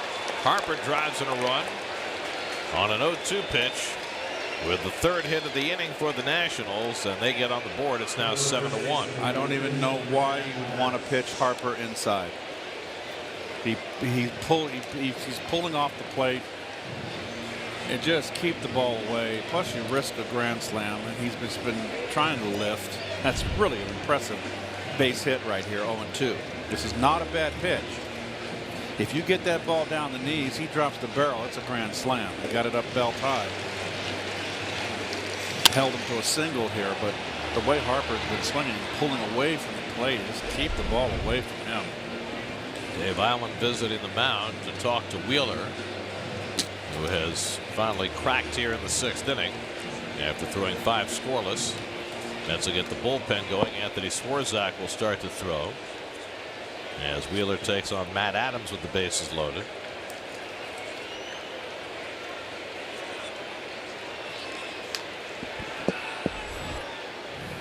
Brian Goodwin out on deck. Pitcher spot next. Remember, Murph was doubled out of the game, double shift switched out of the game. And a fastball strike to Adams. Adams hit the ball hard his last time up, lined out to Rosario, who was playing on the right side of the bag. This time Rosario playing on the left side of the bag in a double play situation. Soto at third, Rendon at second, Harper at first with one out. And Adams a double play ball to Cabrera. Rosario with a turn, and that gets Wheeler through the inning. So Wheeler bends but doesn't break. 4-6-3 double play minimizes the damage in the top of the sixth. Harper drives in a run. It's 7-1 New York.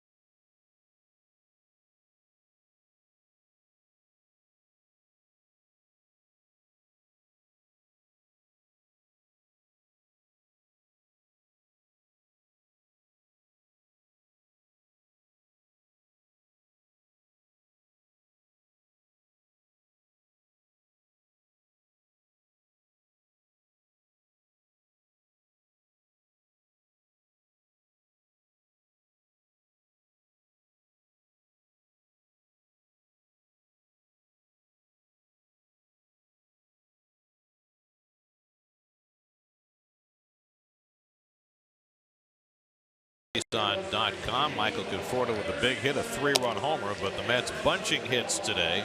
3 runs in the second, 4 in the fifth for a 7-1 lead.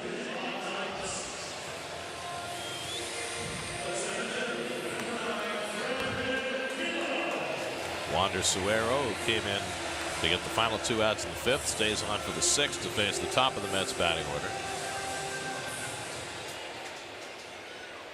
Brandon Nimmo 0 for 3 today, struck out twice and drove in a run with a ground out.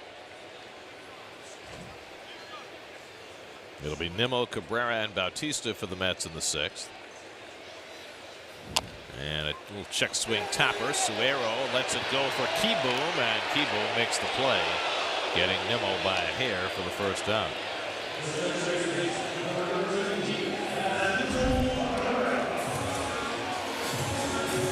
No wasted motion here. Nice play with the bare hand, and they got him.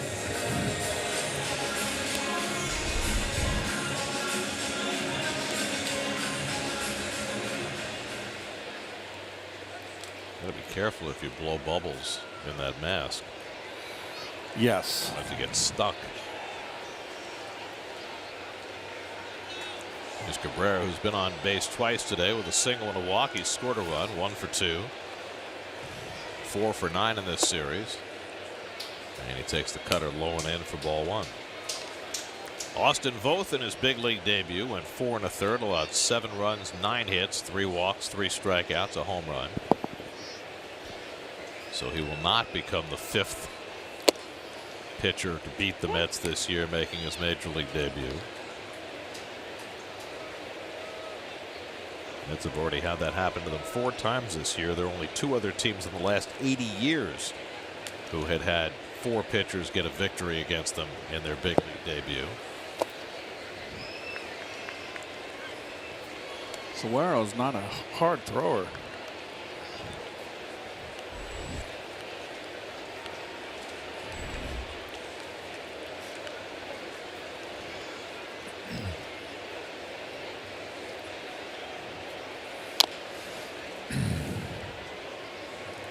got that cutter running in. Right. Better get it in. So far, he's faced 3 and retired 3.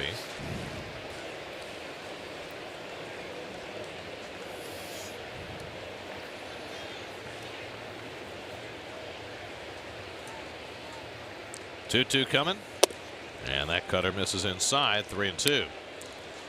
This is a Nationals team, though, that has every reason to be concerned heading toward the All-Star break.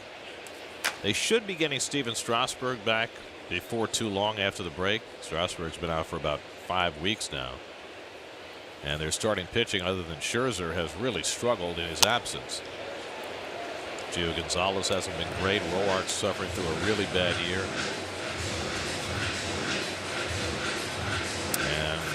With all that, they're a 500 team after being 20 games over at this point last year. Keith mentioned it at the outset today. The Nats offense has really fallen off this year. 5.1 runs per game last year, 4.3 this year. That's pulled down to first, and Adams will take it himself. 2 out. The Marlins, who obviously wrecked their team in terms of taking away all their offensive production, they have the biggest drop off in the National League. They're down a full run per game. The Mets are third. They're down 0.6 of a run, and the Nationals are down 0.8 of a run per game this year. And of course, the other 2 teams in the East have thrived.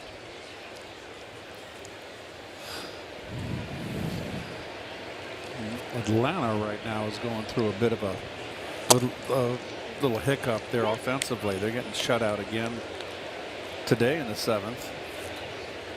They are having a hard time scoring runs lately. And they face Zach Greinke today, so you can understand that. They got held in check last night and lost 2-1 to the Diamondbacks. Slow ground ball. Turner comes in to get it and throws out Bautista. 1-2-3 inning for Wander Suero with 3 ground ball outs after 6. 7-1 New York.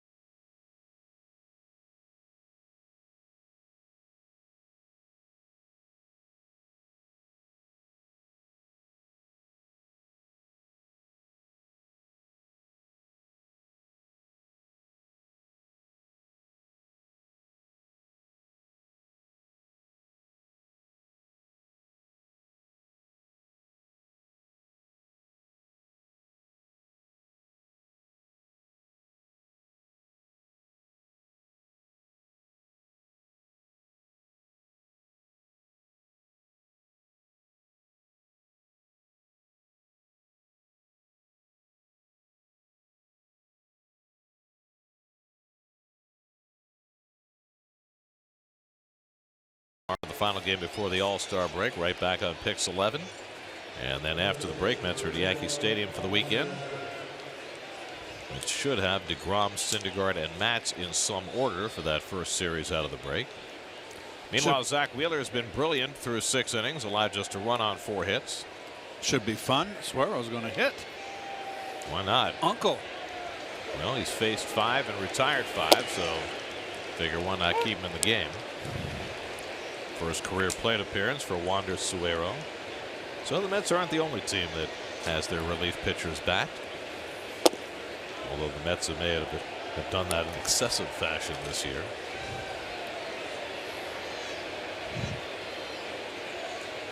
I don't think I've ever seen as many. Oh, Whoa! that goes flying. Many relief pitchers swinging the bat. It's all in games where managers are basically conceding. And the Nationals have 3 more cracks. At scoring 6 runs. It can happen. And it's almost like I'm just conceding this game. Is it saving the bullpen? It's crazy. Suero down on strikes. It's 5 for Wheeler today. 1 out in the 7th. Well, I think that part of the issue is that starting pitchers are going fewer innings than ever, and the way bullpen theory is evolving, managers are more often calling upon relievers to go multiple innings, and that leads to relief pitchers having to take turns at bat. If you're a fan in the stands, the base up the middle right there by Turner. If you're a fan in the stands, this is okay. Well, I guess my skipper's quitting on this one. I might as well go home or turn the channel. I mean, you got 3 more. You got 3 more cracks. Don't turn the channel. Don't turn the channel. I'm talking about. Well, Mets didn't do it. Washington did it. Talking about their audience. It's like if you're conceding, well, I concede, and then you got 3 more at bats. Well, also, I mean, you're talking about a Nationals team that last week had a game in Miami where they were down 9-0. They came back and won. Yes. I mean, there is such a thing as 2-out rallies too, and people getting bunching hits together and actually get 3 or 4 hits and score a couple runs in an inning. I mean, you're not out of this game 7-1. I would not concede this game at 7-1 in the 7th, not at all. Well, especially since we're roughly 24 hours to the All-Star break, so you really shouldn't have to save your bullpen. You only have 1 more game to play before everybody gets 4 days off. Spencer Keyboom takes a strike, and it's 0-2. So it was a little odd. Particularly, to me, the oddest move that Davey Martinez made was after Voth walked back-to-back hitters in the 5th. Yes. And then he left him in the game. And Conforto hit a 3-run homer, and then he stayed in for 3 more batters after that and gave up 3 more hits. So that was kind of weird. I'm not. Well, I guess I am questioning, the Davey here, but I mean, if I'm a player out there, it's okay. I mean, the manager is supposed to lead. You never quit. You got 3 more cracks. Well, I don't get it. And all this with the caveat that we have no idea who might not be available right. in the bullpen and what other concerns he might have. And my point is, we've seen it throughout. I've seen it throughout the first half of the season. I've seen it a lot, and so this is a new trend. So something possibly in analytics. I don't know what the percentages are. Down 7-1 with the top of the 7th. I mean, I just think honestly it's more about bullpen management than anything else. You have so many innings now that your bullpen is required to throw. Exactly. Starters are going so few innings, and you're trying to make sure that your bullpen doesn't get burned out. And if the way he has it drawn up today as well, we get behind early, I need for Suero to get me to the through the 7th inning, because I don't have player X, Y, and Z because they've worked too many innings over the last number of days. All those things I think factor into those decisions, and I don't think it's intended to be concession, but it ends up feeling that way. Yes. 1-1 to Defoe, who struck out his first time up. So the common denominator, the root, the crux is starting pitchers not going deep anymore. Right. Now, and that's all there is to it. Today you can understand it, right? You got a first-time starter out there. He came out after 4 1/3, 100 pitches, so you don't expect more than that. But the problem is that too often you have pitchers who are pitching well in the 6th inning, in the 7th inning, and they get taken out seemingly for no reason, and that burns a couple of innings out of your bullpen that you might be better served to have on a day like today.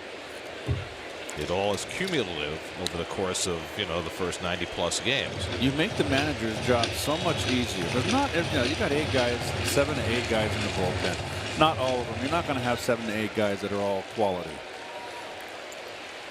If a starter goes 7, it makes the job of the manager so infinitely much easier because it gets to the back end of your rotation, of your bullpen. Cabrera makes the play on Defoe. That retires the side. 7 strong innings for Zach Wheeler. Looks like he may break that winless drought. Stretch time, 7-1 Mets.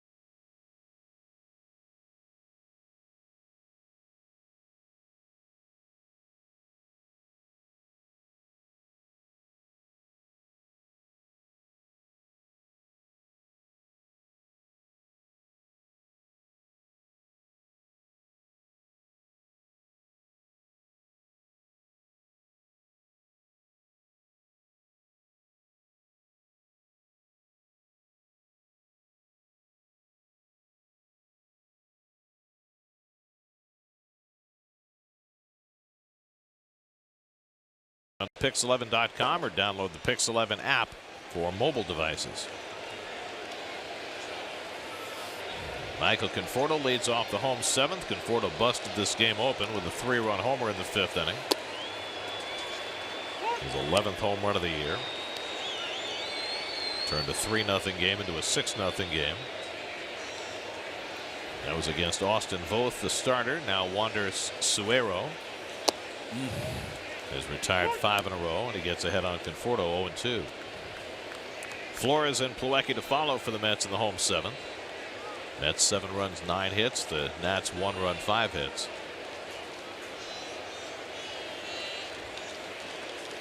And Conforto is drilled, and he'll go to first. First base runner against Suero.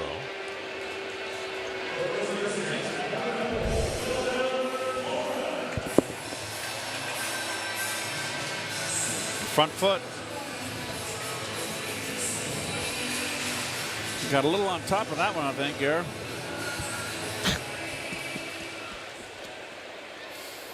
It's hard enough it almost knocked him off his pins. So now Wilmer has got 2 base hits, both to left field. He scored each time. And he pops one up. Rendon coming down from third to call. And catches it in foul ground, 1 away.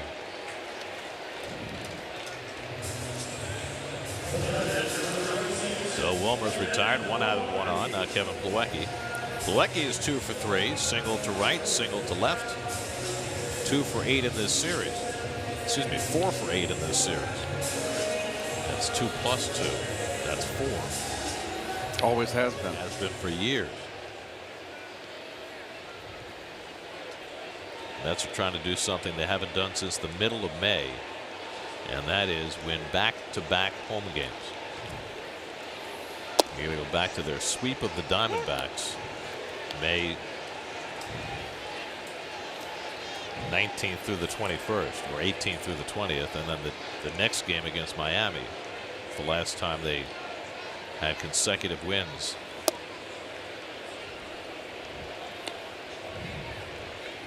In this ballpark.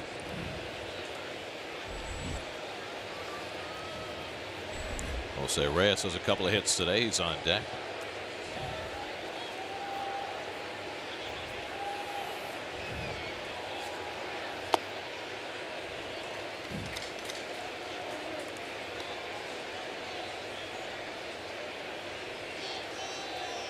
Twenty-six-year-old Wander Suero.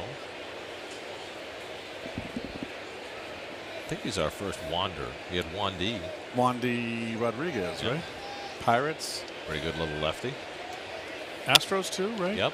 Popped up, shallow right center, falling fast. Eaton coming on though to make the catch, and now the throw back to first. And Conforto almost got doubled off. Well, got away from Adams, but Michael didn't slide, and that was going to be a really close play. So that's the second out of the inning.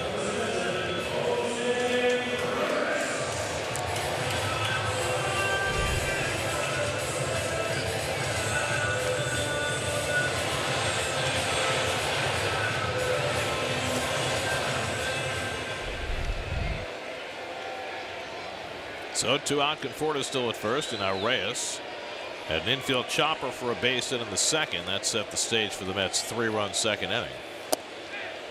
And then he singled into right to drive in a run in the fifth.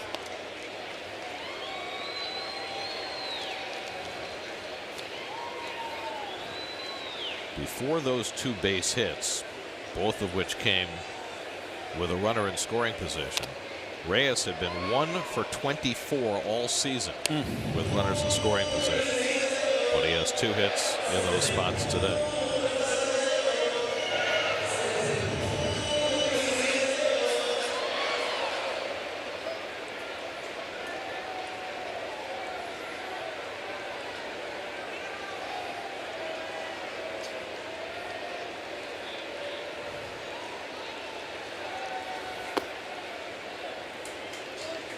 New York Mets baseball is brought to you by Infinity. Empower the drive. Well read. I may go out and get one. That's what we're here for.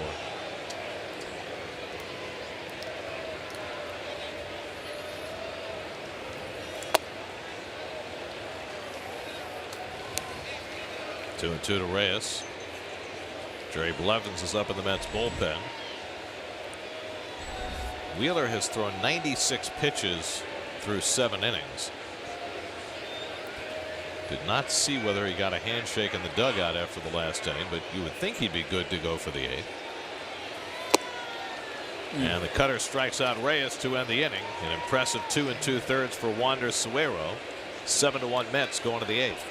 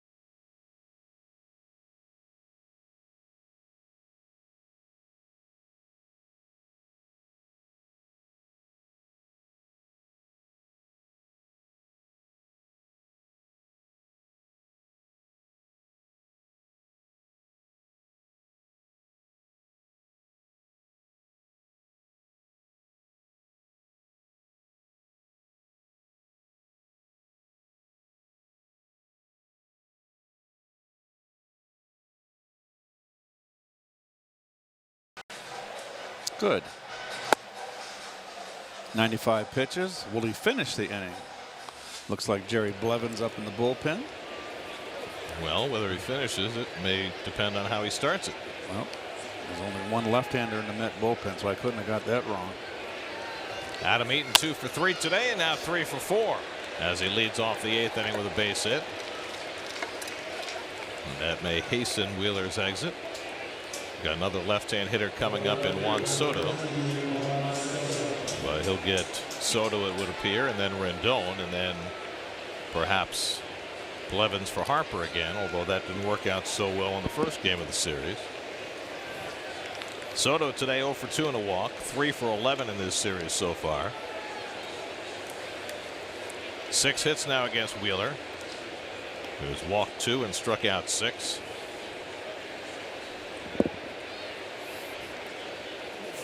And Soto slaps one right over the bag. That's a fair ball going down the line.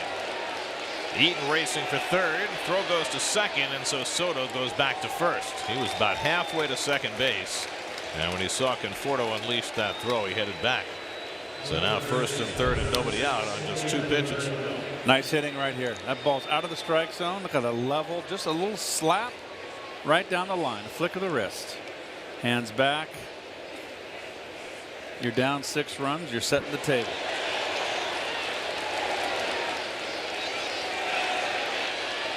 So Wheeler entrusted with the 7th, gives up base hits on the first 2 pitches he throws. He'll get one more batter here, and then Blevins ready for Harper and Adams, the 2 left-hand hitters behind Rendon. Rendon had a soft hit just beyond Rosario's reaches last time, and he swings at the first pitch and fouls off the fastball.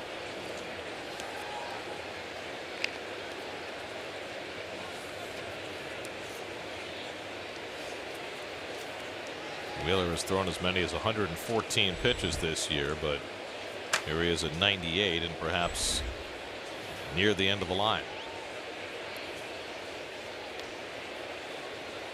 Eaton at third, Soto at first with nobody out. And Rendon takes a slider in the dirt. 1-1. And now Anthony Swartz up alongside Jerry Blevins.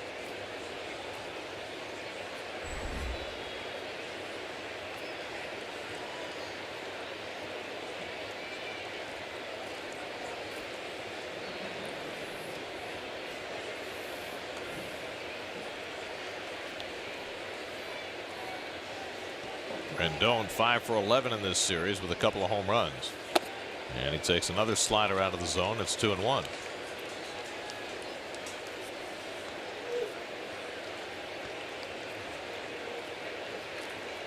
Wheeler has not gone beyond 7 innings this year.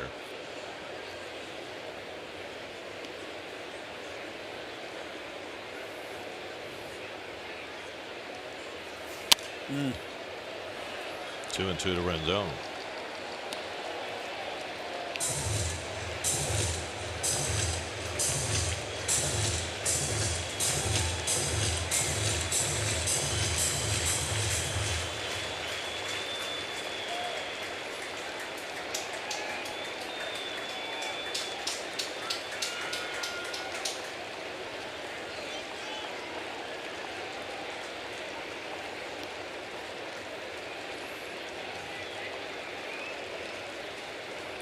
Two coming.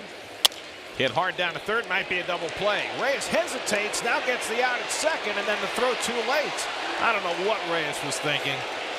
It's a routine 5-4-3 double play. You let the run score, and for some reason Jose hesitated before making the throw, and it costs Wheeler the double play. The run comes home to make it 7-2. Well, Gary, you're right. Tailor made. Ball hit hard. Should have been 2. He looked home. at Eaton, but you're up by 6 runs. Ugh. Well, come on. Well, that'll cost Wheeler a spot in the game. Boy. He'll leave after 7 1/3, his longest outing of the season. Wow.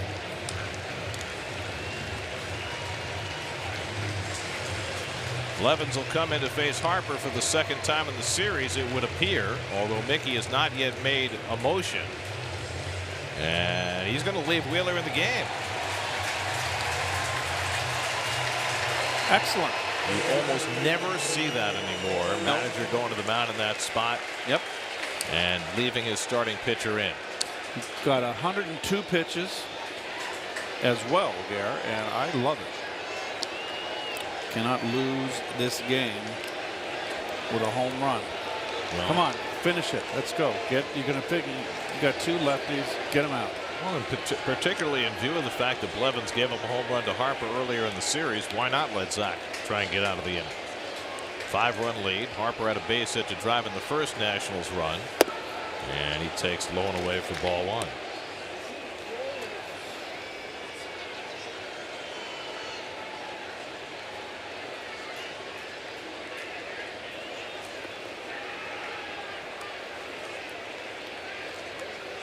Rendon at first with 1 out. Another left-hand hitter, Adams, on deck.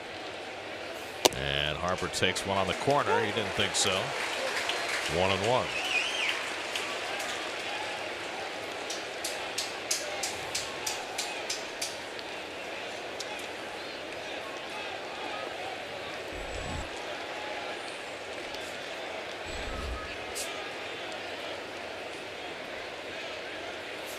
Harper launches one foul.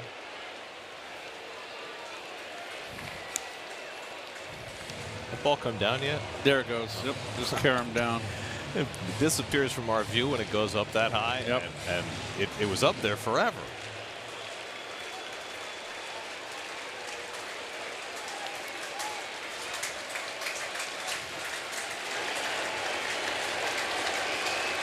Wheeler has struck out 6 today.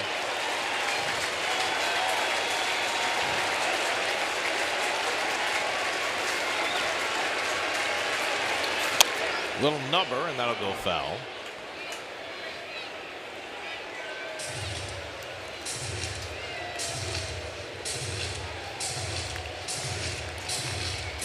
Almost makes me feel that Wheeler, because of the way he struck that ball, he had that's Matt Grace, excuse me. I'm thinking to be my colleague, first baseman in the old days, Cub. The way he got a piece of that completely fooled off the end of the bat. Maybe Zach 1 more mile per hour off that changeup. Comes to his feet with a slider, and it's 2-2. Well, the last time you asked for that fastball up and away, I would think that he has set the stage for that again. Well, no, don't come inside. I don't want to see Plawecki set up in. There you go, fastball away. Run it up there high on him. But he missed, and it's a full count.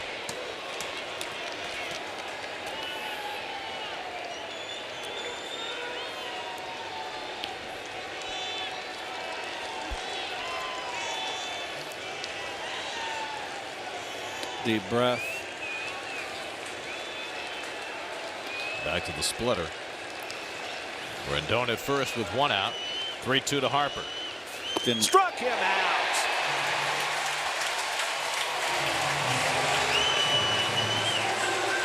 Wheeler gets Harper, and they're a 2-man down. What? 7 strikeouts for Wheeler. Never a strike.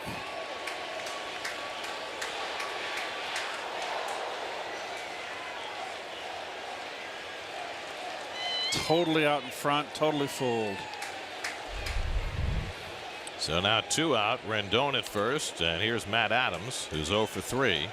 Wheeler at 110 pitches, season high 114, career high 120. Adams cracks one foul.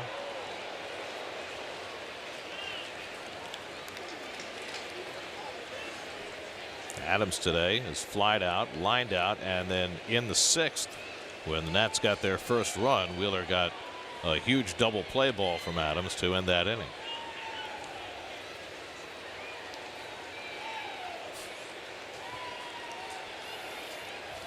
See a little cat and mouse game going on between Rendon and Flores at first base. Flores is playing a step behind Rendon, and then Rendon backed up all the way into Flores before moving forward again.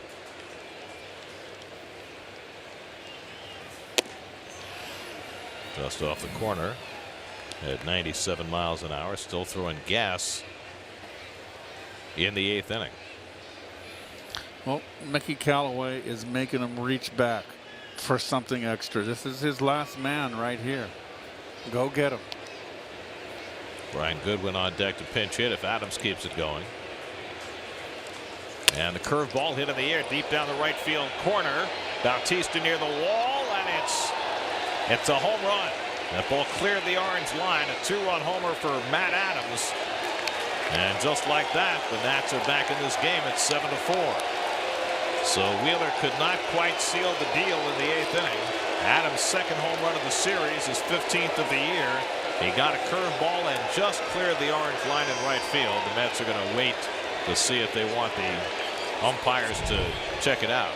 But here's the way it looked. And yep, it's out. That's a home run. I mean, I don't think you're capable from that seat of reaching into the field of play. It was a homer. But the umpires are going to go to the crew chief review anyway, just to make sure. Boy, oh boy, just cannot finish the deal. Fan reaches out, touches the ball. Would it have stayed in the field of play if he hadn't touched it? It's almost impossible to make that case. What do you think? I think it's an HR. I do too. Just the fact that it's interference from the home, from the home fan. That shouldn't make a difference. But you can't really tell from straight on. This is a better view.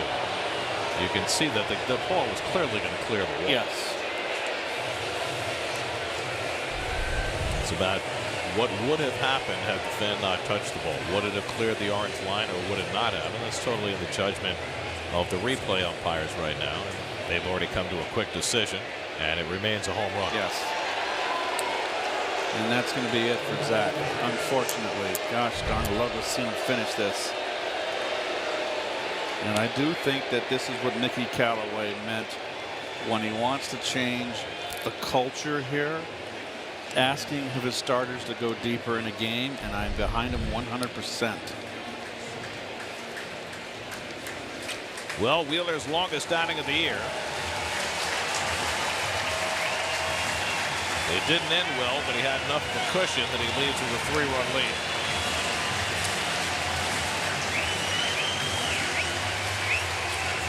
Call to the bullpen brought to you by Memorial Sloan Kettering Cancer Center. Anthony Swarzak coming in. We'll be right back.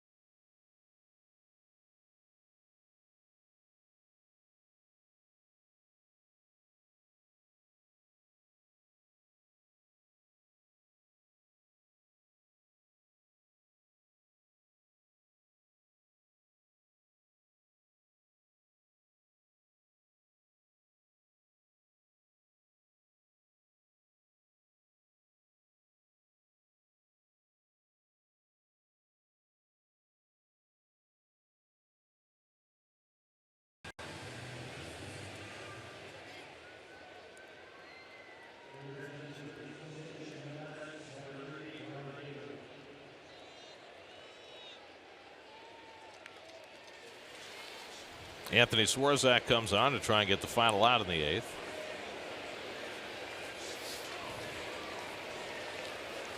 Well, there's Swarzak's numbers. He's been a tough slog for him. It's been a while since he's been on the mound. A week ago today, Brian Goodwin pinch hitting, pops the first one up into shallow right. Bautista comes in to call. A one pitch, and Swarzak gets the final out of the inning. Nats get closer, but the Mets lead 7-4 going to the bottom of the eighth.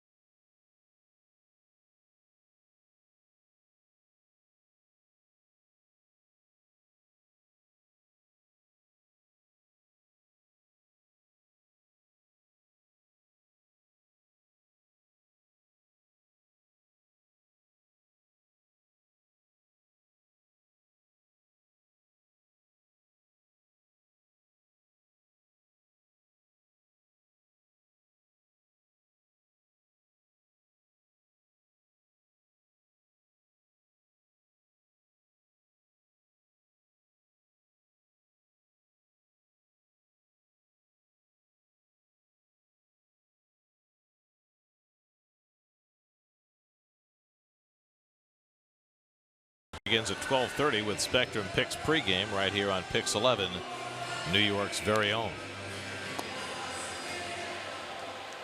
Matt Grace, who pitched a scoreless inning yesterday, right back out there today. Well, the left-hander, you can see, tougher against right-handers than left-handers. Doesn't walk people. Great job in long relief by Wander Suero. 2 2/3 innings, no runs, no hits, giving his team a chance to come back.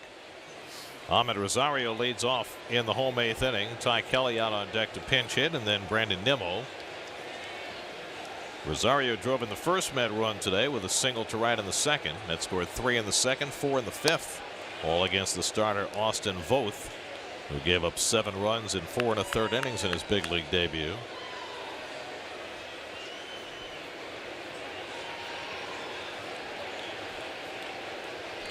Rosario 3 for 8 in this series, and takes the backdoor slider for a strike.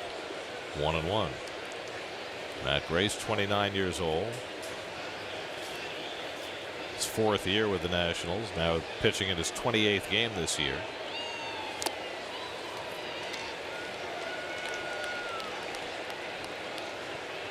Jeurys Familia is up in the Mets bullpen, getting ready for what might be a safe chance if the Mets don't score any further. And Rosario lays off the slider. 2-2. Nats will have Turner, Keyboom, and Defoe 7, 8, and 9 in their order coming up in the ninth.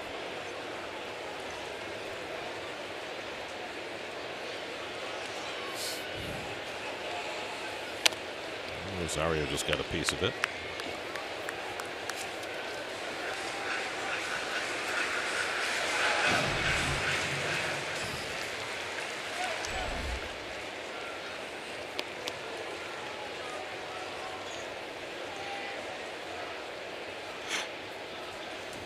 Two inside, and a full count to Rosario.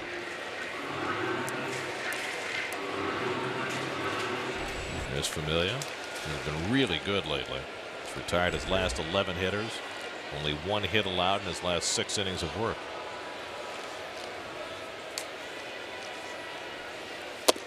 And Rosario goes down swinging.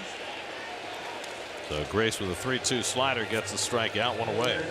Out of town scores brought to you by Altice One from Optimum. Well, the Braves, who've lost 7 of 9, got shut out for 7 2/3 by Zach Greinke, and they're in trouble in the ninth.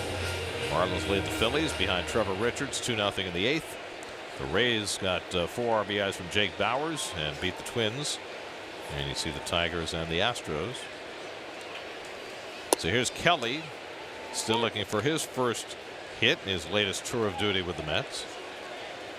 0 for 8 so far.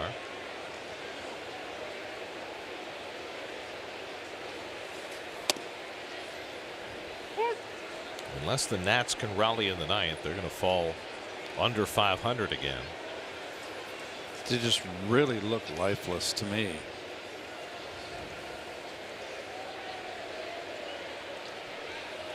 They've been flirting with 500 for a while,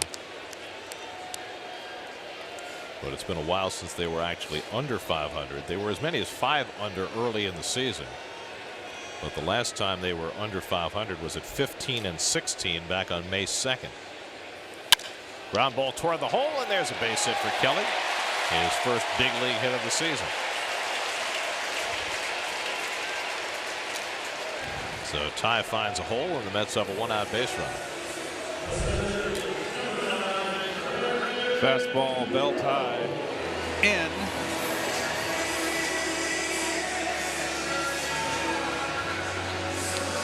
Gets the barrel out. So the Mets have their 10th hit. 2 straight days with double-digit hits at Citi Field for the New York Mets. Excellent. You know what it was? What? I know exactly what happened. Tell me. Here's Nimmo, who's 0 for 4.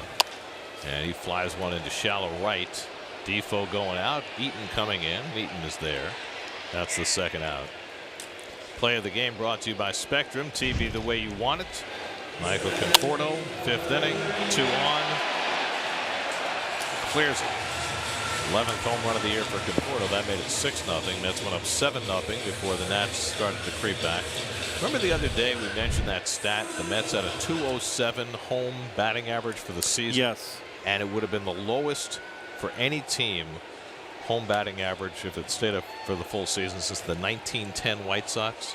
Since we mentioned that stat, so all of a sudden the Mets have had a little home offensive resurgence. No one wants to be on the bottom of the heap. Nobody wants to be compared to the 1910 Chicago White Sox. Do you think they actually heard it on the broadcast? No, but I think there was something in the air. Oh, isn't that a song? Tonight. 1-1 to Cabrera. Mets have 28 hits in the first 3 games of this series, 7 for extra bases. So that is a nice little resurgence for a team that was held to just 2 hits on a couple of occasions earlier on this homestand. And Cabrera tries to stop the swing, and he went around on the slider. 1-2. Ooh, looks like the Pirates are going to take 2 from Milwaukee. How about that? The Brewers are starting to fade just a tad. They fell percentage points behind the Cubs by losing yesterday. They lost this afternoon in the first game of the doubleheader 2-1, and they're down 4-0 in the 8th in the nightcap.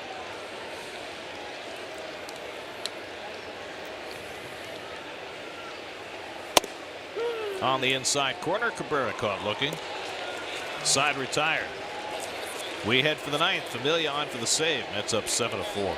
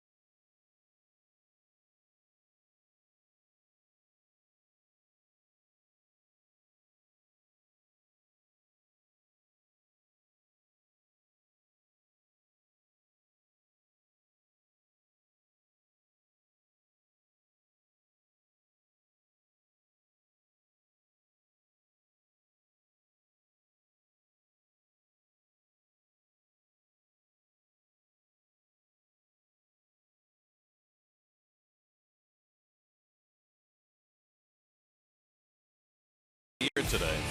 Well, finally got a win. Looks like he's going to get a win. Go to 3-6. He has pitched well, always throws hard, but his breaking ball has been so much better. He's developed that off-speed pitch. There's the curveball. There's a little slider. So he's starting to put it together. Now, he's pitched in bad luck, much like DeGrom. I mean, his record is not indicative of how well he's pitched the last 4 or 5 times. Well, he was left in to pitch the 8th, which will skew his numbers today a little bit. 7 2/3, 4 runs, 8 hits, 2 walks, 7 strikeouts. But in line for a win, which would be his first since April. Jerry's Familia trying to lock it down. Familia has been on his game lately. His sinker has been moving. He's retired his last 11 hitters, including a 1-2-3 in the second game of this series. Ooh. And Trey Turner gets a little up and in. Sorry there, old chop.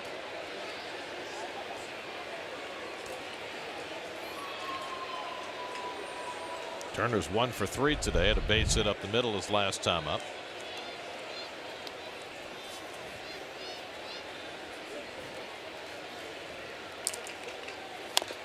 And he fouls one at the plate, and it's 1-1. Michael Taylor has come out on deck to pinch hit for the Nats, with Spencer Keyboom due up next. They still have Taylor, Mark Reynolds, and Matt Wieters in the dugout. And of course, if you get a couple of men on, Reynolds is a guy who can hit one out in a hurry.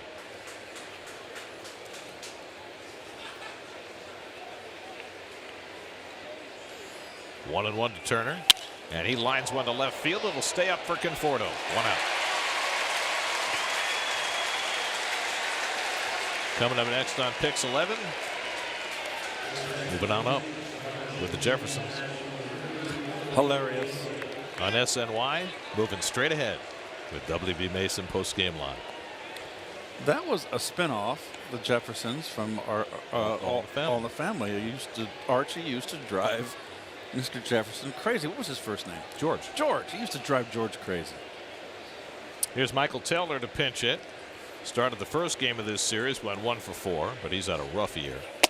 And he takes a good-looking fastball for a strike. Taylor batting for Keyboom.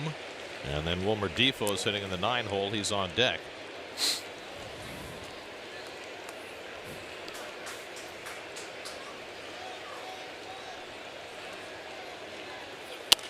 And Taylor fouls it away, and it's quickly 0-2.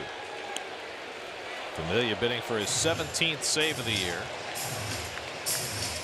Made it quite clear today that he wants no part of being traded, but there's every probability that sometime before July 31st he could be in another uniform. Spent his entire career as a Met. Set the club's save record with 51. 0-2 to Taylor.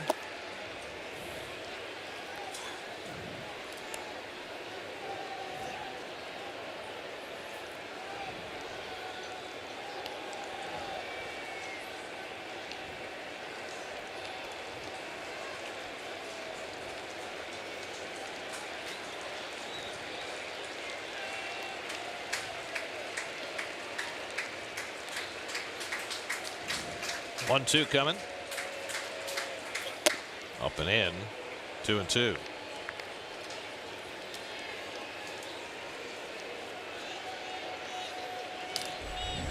There's Defoe, the switch hitter, on deck. Anthony Swarzak threw just one pitch to get the last out in the 8th. Handing it off to Familia for the 9th. 2-2. Struck him out. Nasty slider from Familia to get Taylor. 2 men down.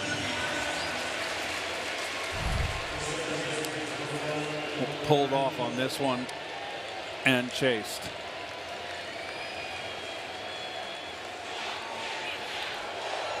Familia really throwing the ball well lately, as Gary mentioned earlier. 13 straight hitters retired now.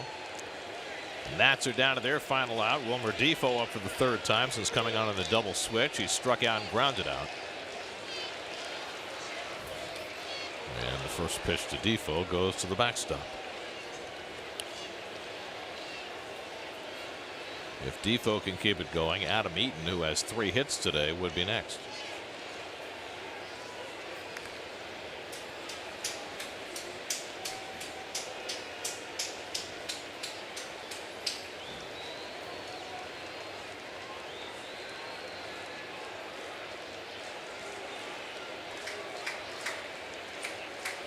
And Defoe slaps one to short. Rosario on the charge, and the ball game is over. Familia finishes it off with another 1-2-3 inning. Zach Wheeler gets his first victory since April. The Mets win back-to-back games at home for the first time since the middle of May, as Michael Conforto's 3-run homer is the big blow, and the Mets beat the Nationals 7-4. And the Mets now have a chance to take a series at home, and the hard way, 3 out of 4 from the Nationals. So a very nice win for the Mets, I should say, and nice to see Conforto get the barrel out, get that big blow that really blew the game open, made it 7-0. That was the 4-run fifth. And Wheeler continues to pitch well, Gary. Game summary brought to you by Nissan. Shop ChooseNissan.com. Wheeler had gone 13 straight starts without a win, his longest outing of the year, to get the victory. The Nationals fall below 500 for the first time since the 2nd of May as they stagger toward the All-Star break. Just one more game to play before the break. Mets have taken 2 of the first 3 in this 4-game series as they win today 7-4. Smiles on the runway. More coming up from Citi Field in just a moment.